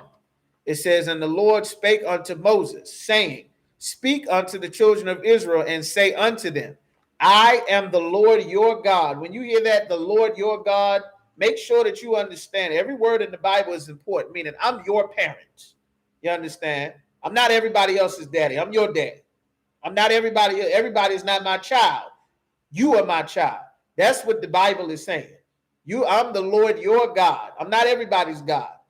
Everybody's not my child. You are my child. That's why he keeps saying it over and over and over again. You black or Hispanic, how many times have you heard that in your life? You my child. Everybody not my child. I don't give a damn what they doing. What did I tell you to do? Let me know if anybody ever heard that before in their life. I know I've heard it a few times. Anybody else heard that before? You understand? Y'all all over. Anybody ever heard that before? Them ain't my kids. You my kid. I don't tell them what to do. I'm not their parent. I'm your parent. I'm your daddy. I'm your this. You understand? Well, that's why it's being said all throughout the Bible. Every time you see the Lord your God, the Lord your God, remember, this is a black man talking. I say that to my children now. Damn right, sister. This is all over the Bible. Think about how many times you've heard Think about it. Damn right. Damn right. Think about how many times you've read, I am the Lord your God. All the times you in church hearing, I'm the Lord your God, the Lord your God, the Lord your God. This is black man talk. You understand? You know what comes after? I am your parent. I'm not everybody else's parent. You know what comes after that? What comes next? A beating. That's what comes. A warning. I done told you not to do this now. I ain't gonna tell you. I ain't gonna keep telling you over and over again. I done told you stop. I done told you. But so and so this, I'm not their daddy. I'm your daddy. Everybody ain't my child. You understand? Everybody ain't my child. I'm not gonna keep telling you. I done told you once now. Speak unto Son of Man. Speak unto the children of Israel. Behold, I am the Lord your God. You got to understand what's being said here. There's a beating that's getting ready to come if you don't do what the hell I said. I done told you twice now. The chunkler, damn right, the flip-flops is coming. A belt, a pop, something going to get thrown at you. I done told you. I'm tired of talking to you. I done told you over and over again. You understand? That's what he's saying. The Lord thy God. He put respect on my name. You understand? Verse 3. After the doings of the land of Egypt, wherein ye dwelt, just because you lived in Egypt, shall ye not do. Don't do what they did. I know you see them kids out there. You go to school with them. Don't do what they did. But they smoking in this. You better not smoke. You not allowed to smoke. That's against God. The Lord said, don't do that. I went to school and I seen a girl kissing another girl, mommy. You better not do it. You better not let them kiss you. That's wrong. That's against the Lord. Don't do what you see. You understand? These laws, that's why it's imperative. The Lord said, teach these laws diligently unto thy children. You understand? Make sure your children know God's laws before they go to school and they teach them LGBT laws. Go to school and see some man in a dress, and they'll learn that that's acceptable before you teach them what God says is acceptable. Christian church they got children's church where they just gonna sing songs and learn, watch movies and eat popcorn. That ain't what the Lord said to do. The Lord said, teach them diligently unto thy children. You half playing around and slacking. Listen, Superman is gay. Superman Jr. is a homosexual. While you thinking, Christmas, when they get older, I'm going to talk to them about it. They've been teaching to accept homosexuality since your baby is watching superheroes. When I was coming up, you understand, the superheroes was men fighting and destroying stuff. You understand? But they put subliminal messages in there. They had Bugs Bunny and Daffy Duck would put on a dress every now and then and be kissing all the men characters. And then they'd have the superheroes wearing all kind of skin-tight outfits and things that you don't even think about it until the generals bring it out in the radio show. General Mayak brought it out on Commander General YAHANNA's radio show. You used to seeing the superheroes as damn near half naked. They damn near half naked in skin-tight outfits. You understand? Why this superhero, this woman is a superhero. What is all of this breast for? What is all of this tail and skin-tight outfits and leotards for? What is she wearing this for? She's just supposed to be a regular superhero saving the day. Why she got to be sexy at saving the day if this is designed as a cartoon for little kids? Like they promoting and pushing these things. Then you turn around and wonder why 4 or 5 generations later, 10 years later, the kids is getting older. You wonder why your kids is hypersexualized and just can't contain them damn selves. Because this is what's being pushed on our people from the time they're young. All of them soap operas and novellas that abuela is watching, that your aunt and mommy is watching, and Bold and the Beautiful and Days of Our Lives. What did that do? That sprung up the Atlanta Housewives of this and the Flavor of Love Girls and the Basketball Wives of this. All of these, you understand, these soap opera-like shows that our people had put in their spirits from being children, sitting with grandma with all these damn daytime soaps. You understand? Learning all of this, you understand? I remember some soap opera my grandmother loved. I don't know if it was Bold and the Beautiful or Young and the Restless or something. She would watch this damn soap opera. I mean, from the time that I was a baby, she would watch this soap opera until I was old enough to go to school, of course. And this damn soap opera, it was one woman. I think her name was Reba Shane, something like this. This white woman lived in Genoa City, wherever the hell this was. This woman married a man, married his son, married the son-in-law, married the brother, married HB, married Hank. This whore married an entire family of men. The same men she was related to when she was married to the other member of the family. She turned around and marrying all her relatives. They rich and powerful and all kind of wealth. This is the type of nonsense and filth that we are being raised seeing, not knowing what the hell we being taught. And then you grow up and find out, why Cardi B must be naked on a television talking about it's some hoes in this house. Look at the spirit that you didn't put on her from these goddamn soap operas. That's why it's got to be a man around. Don't let your wife sit and watch these disgusting soap operas teaching her how to be one of these whores that she see on TV. You understand? I've always hated soap operas. You damn right. You understand? Sis got the right spirit. It teaches so much evil now that you spiritually and grown up. Imagine what it teaches to a kid. You got a bunch of little kids sitting there watching all of this soap opera nonsense. The damn kids want to turn around and do what they see on TV. If you show the kids wrestling, your kids is going to be doing flips and power bombs and clothesline, hurting each other.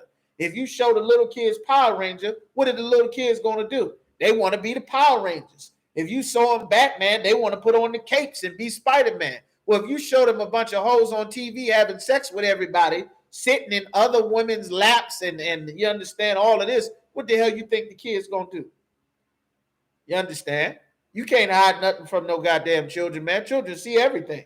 And this was before the internet, Facebook, Twitter, and Instagram. You can't hide nothing from no kids now. You're going to have to watch diligently. And more importantly, you're going to have to teach what God said to do or not do in the Bible.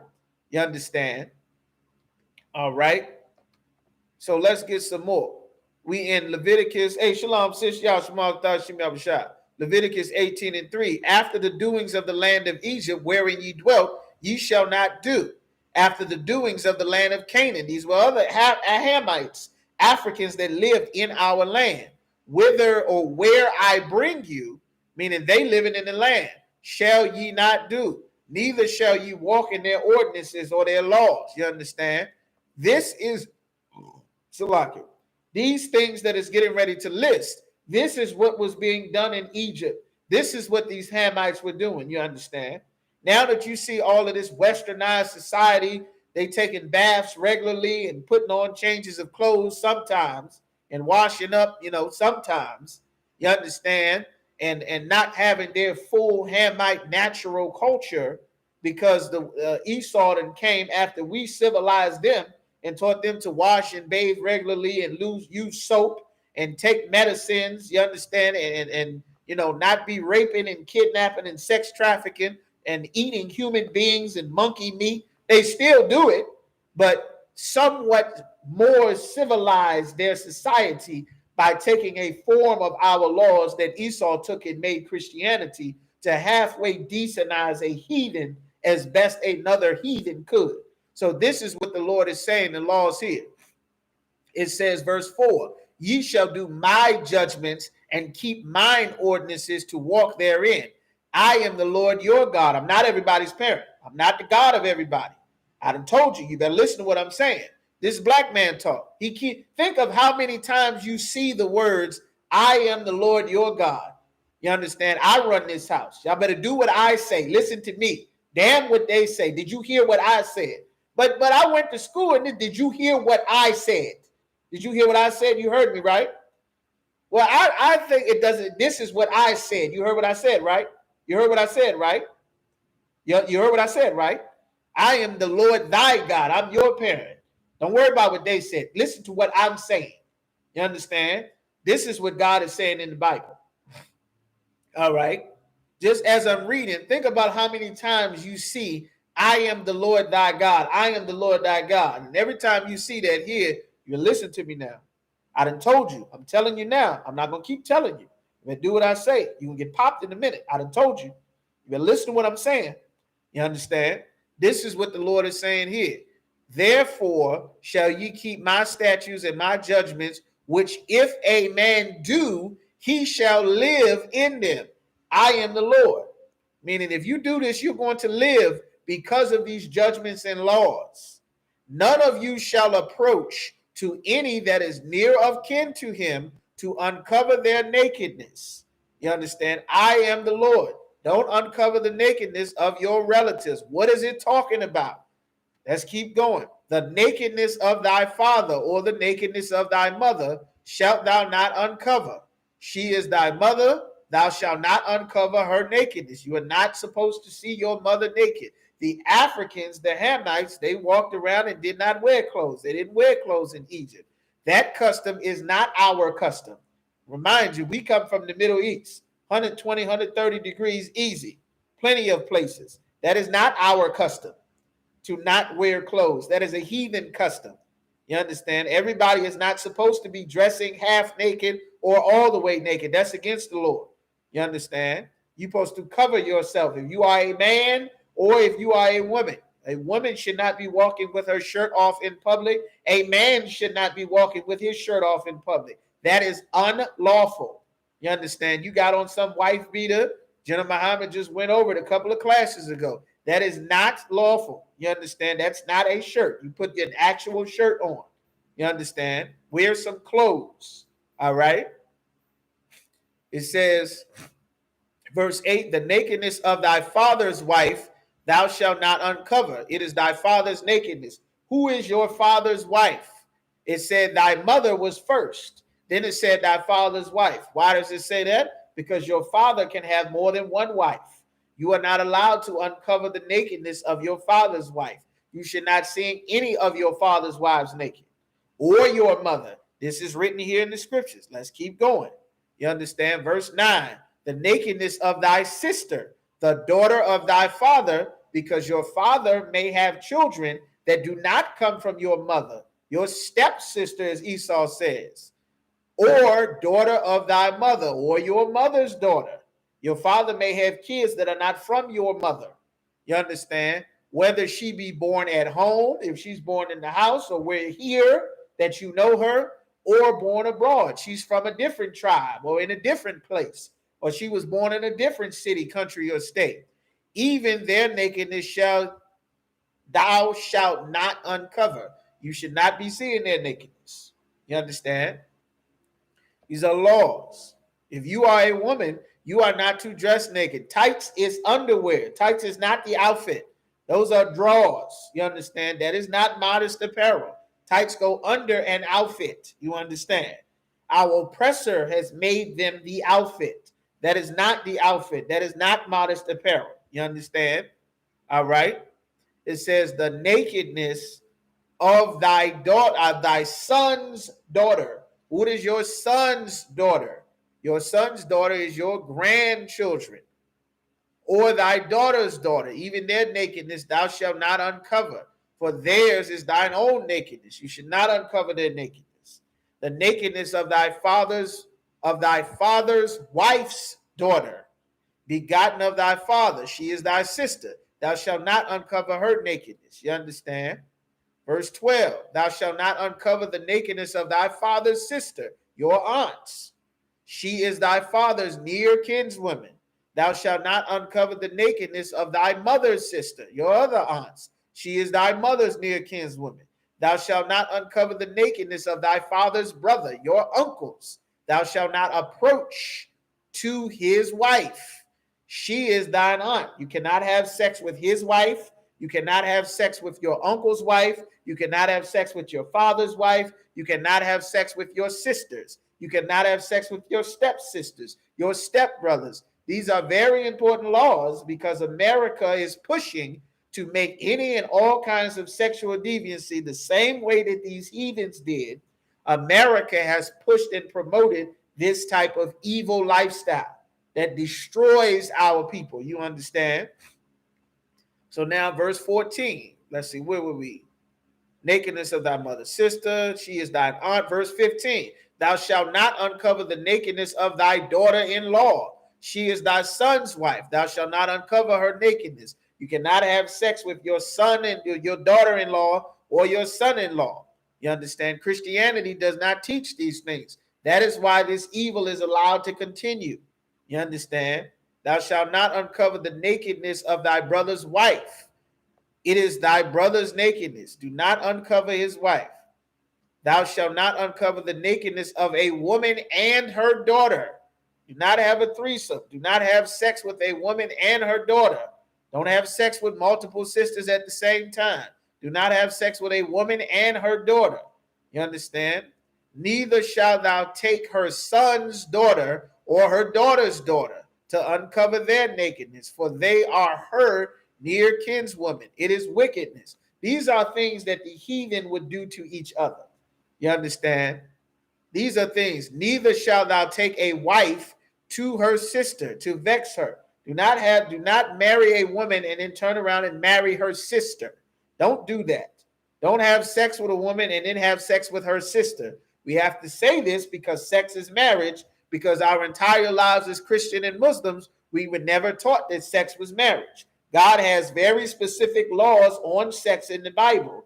This is the type of sex that you are not allowed to have if you are Black, Hispanic, and Native American. You understand? Neither shalt thou take a wife to her sister to vex her, to uncover her nakedness beside the other in her lifetime. Do not do this. And thou shalt not approach unto a woman to uncover her nakedness as long as she is put apart from her uncleanness. Another heathen custom. If a woman is on her cycle, leave that box alone. Do not go and try to have sex with her while she is bleeding. Leave it alone. Wait, let her finish bleeding. You understand? That is unlawful. The heathen will do that. You understand? That's why it needs to be said, because we lived in the heathen's land. We lived amongst their people. Their customs rule the land and the area, and you are going to see customs and things that God forbid us from doing. You understand? The Lord forbid us from doing these things, all right? All right? You almost missed class out. You almost missed it. You're very late out. Contact me after class, all right? Verse 19. Also, thou shalt not approach unto a woman to uncover her nakedness as long as she is put apart from her uncleanness. You understand? Moreover, thou shalt not lie carnally with thy neighbor's wife to defy thyself with her. That's what this is talking about. Do not have sex with your brother's wife, with your neighbor's wife, nobody else's wife. You cannot have sex with her. You understand? And thou shalt not let any of thy seed pass through the fire to Molech. What does that mean, to let your seed pass through the fire with Molech? Meaning to teach them first to dedicate your children into an oven to be burned for a heathen god. That is one thing. That is what Molech was. They try to say that this shield of David, you understand, is the star of Molech, because they're simple and they're Christian and they don't know the Bible. A star is a ball of gas. There are no points in a star. This is a shield. A shield represents the government figure or authority. Christ sits on King David's throne. This is King David's signature. He created the nation of Israel. He put all 12 tribes together so that we are one nation instead of 12 scattered tribes living everywhere doing our own thing the way that we are now because of this goddamn Christianity and Islam and all of these religions that we are in. You understand?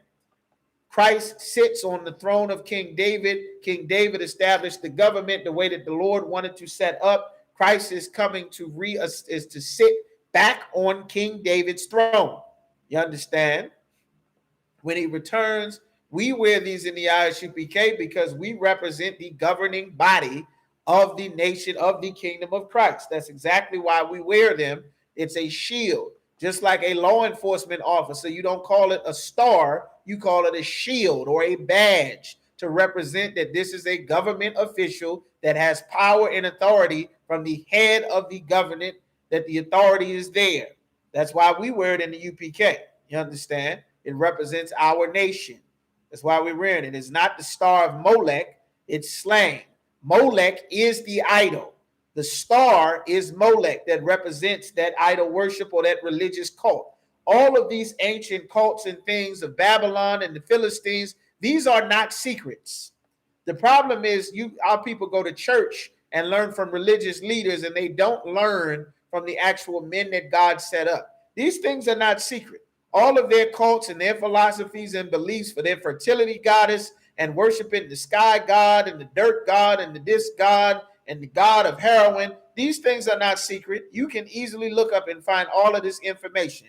There are full cults, full religions dedicated to these other nations of people and their gods that are listed in the Bible. The star of that cult was Molech, that symbol.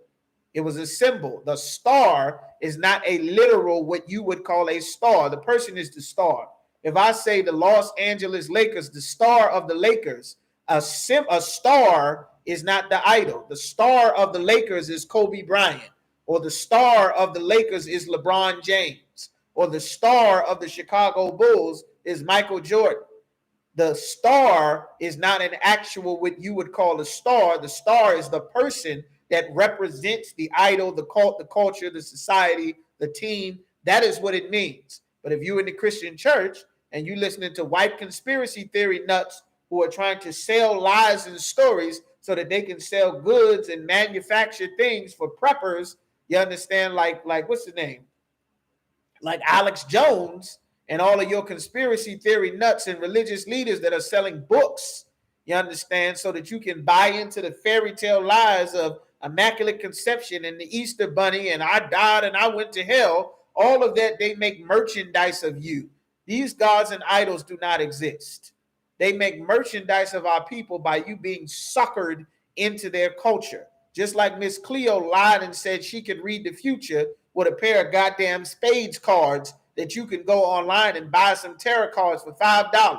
And you could pretend to read the goddamn future too. That's why they sent her to jail for being a scam artist. That's why the Moors keep going to jail for being scam artists. That's why Dr. Khalid Muhammad and the Nation of Islam cats, a lot of them is going to jail, selling fake passports and fake sovereignty packets for being scam artists. They hustle and run games on our people because instead of obeying the Lord, we'd rather join the heathen society, and all of it is just a trick to get your damn money so that they cannot be filthy heathen and get the wealth and the riches that comes from enslaving and hustling you. You understand? So this is what it's talking about in Leviticus chapter 18 and verse 21.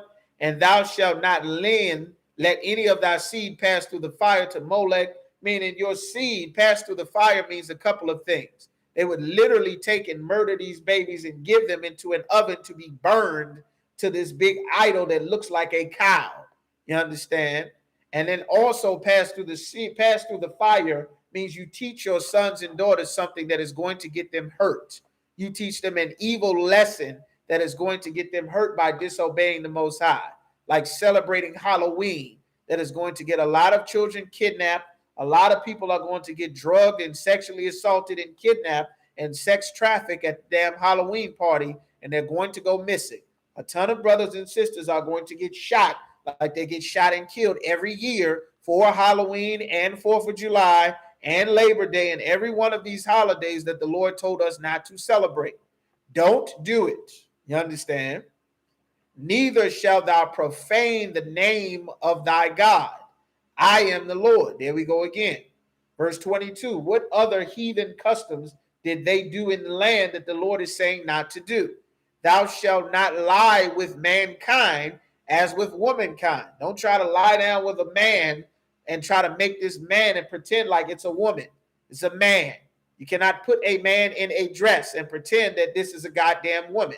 You're not supposed to put a man to dress up like a woman. A woman is not supposed to dress up like a man. You cannot have sex with a man if you are a man.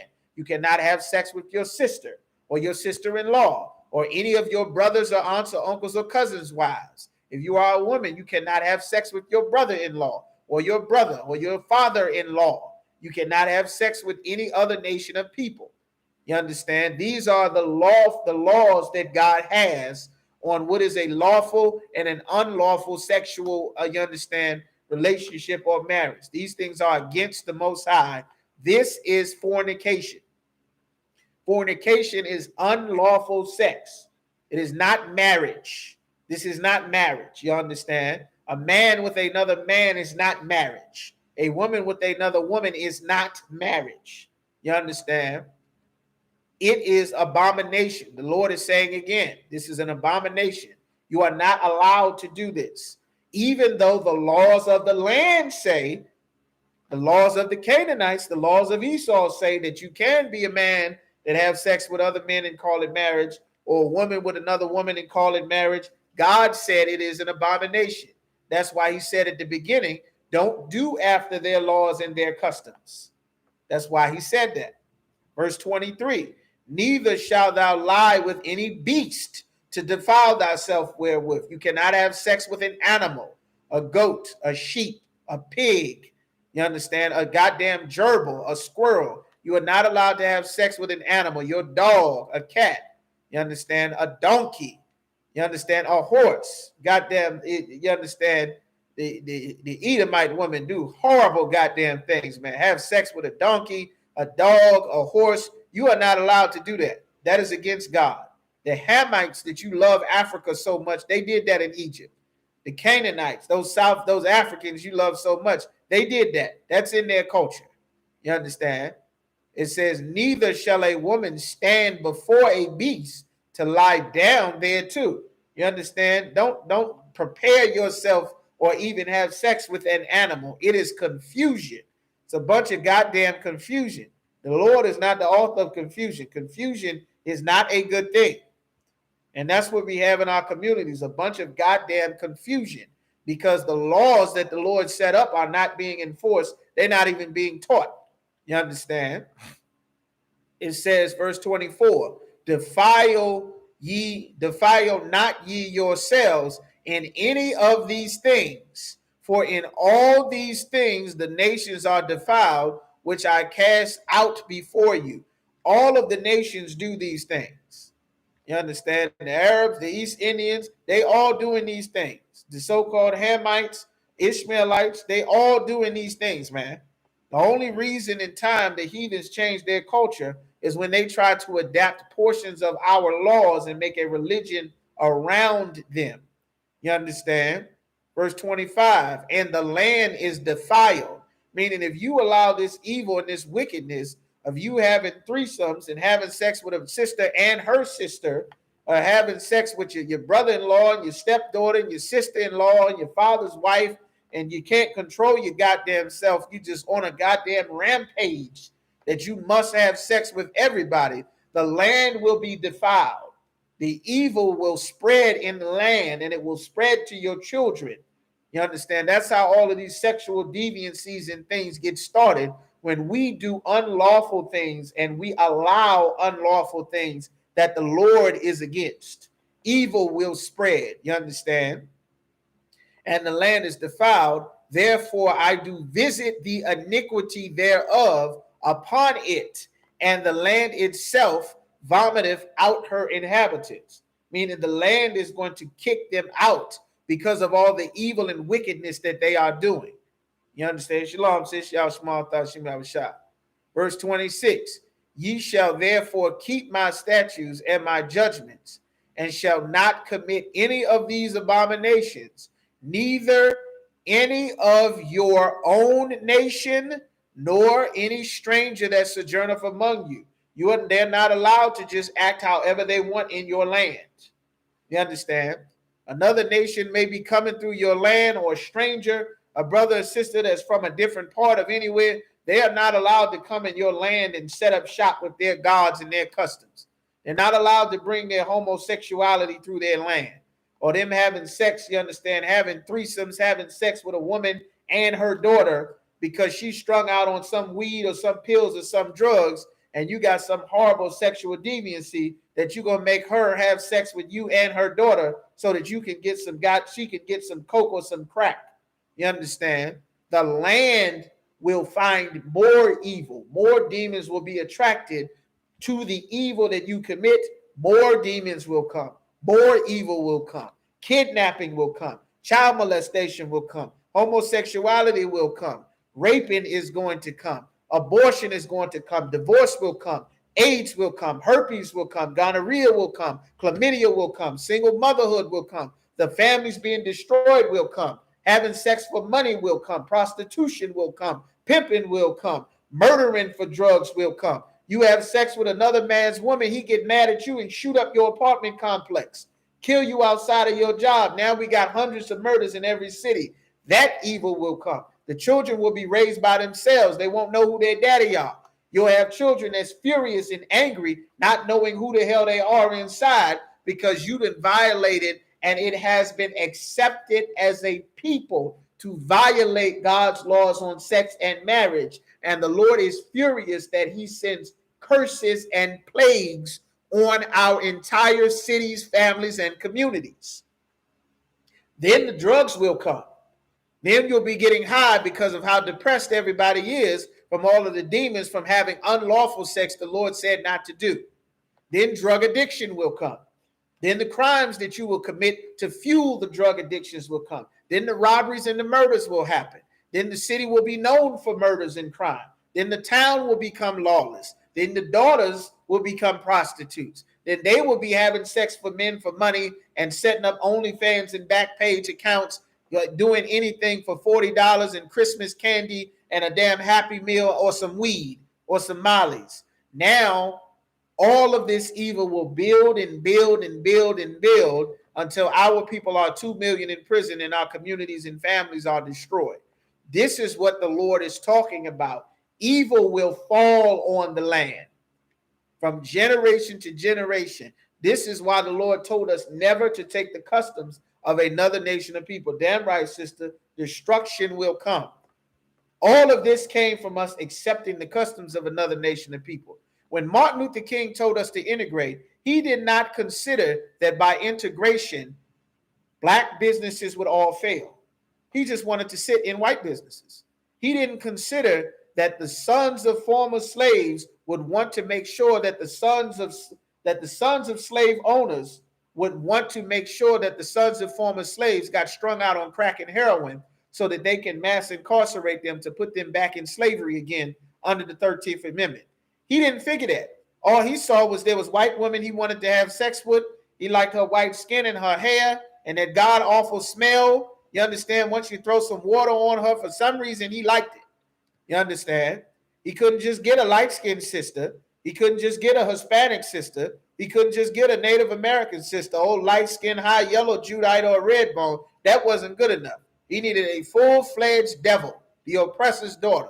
Well, he didn't think that now that we integrated generations later, that our sons would be wearing colors and shooting each other over colors in the same communities where we once were brothers and held hands together and fought side by side against our oppressors. He didn't see that. He didn't see the young brothers dying of drug overdoses because of how depressed they are trying to be black in a white society where there is no black society for them to hide and get strong in. That's what we build in the I.S.U.P.K. He didn't see the Hispanic brothers not having the culture of the Lord set up where they could be with their brothers and get safety. So they turned to street gangs and become norteños and sureños and Latin King and Dominicans don't pray and Trinitarios and brown pride so that they can fight the oppression of their brothers preying on them because we treat our own people the way that white men treated us now that Martin Luther King told us to integrate. He didn't see that. All he saw was his own lust, just like our people did not see by you taking the customs and accepting marriages and friendships and the religions of the other nations, all the evil that would come along with it. Moses knew, the prophets knew, you did not know. Martin Luther King did not know. That's why the Lord put Martin King to death. And that's why we still dying from following him. And we need to get out of these religions and these churches to turn back and serve the Most High. You understand? The Lord said the land would vomit us out. That's why we keep losing our cities. You understand? Crack swallowed it up. Prostitution swallowed it up. Heroin, Percocet swallowed it up. Murder, gang violence swallowed it up. Now gentrification going to swallow up whatever is left for pennies on the dollar. Like, we have to repair these things. You have to join the force that is fighting to fix the evil that has been allowed to go on for so long. This evil will not stop. You understand? If you want to stop the child molestation and the murder and all of the drug addiction and poverty and stop brothers and sisters from going to prison and shooting up the neighborhood and cities where you've lived your entire life, where your cousin and my cousin and everybody's cousins and uncles and brothers and friends got murdered and every other horrible thing that has happened to our people, you need to get in the I.S.U.P.K and join the force to learn how to do your part to fight against this evil. Evil does not go away on its own. You don't cry at evil. You don't sing to evil. You don't hug evil and evil goes away. We've been crying, singing, marching, protesting, voting, and begging for evil to stop happening. And only thing that happens is more evil happens to our people. You need to join the force to fight against the evil. And that force is only under Commanding General YAHANNA in the I.S.U.P.K. If you are not in this body, you are not in the truth. You are not serving Christ. You are not serving God. You do not understand the mission of what is recorded in the Bible. You are not a disciple of Christ. You are not following the prophets. You are not following the Old Testament if you are not in the I.S.U.P.K. There's laws in the Bible about obeying the prophet that God set up. You would have never known that it's time to leave Egypt if you did not obey Moses. The Lord told Moses, if you didn't listen to Moses, you would have stayed in Egypt without the blood on the doorpost, and your children would have died with the Egyptians' children. You have to obey the prophets that the Lord set up. And that is Commanding General YAHANNA, you understand, in the I.S.U.P.K. And with that, we are the I.S.U.P.K. We started out of 1 West 125th Street in Harlem, New York. We are not affiliated with any other Israelite group. We are all under Commanding General YAHANNA. Again, if you are not in the I.S.U.P.K, you are not in the truth.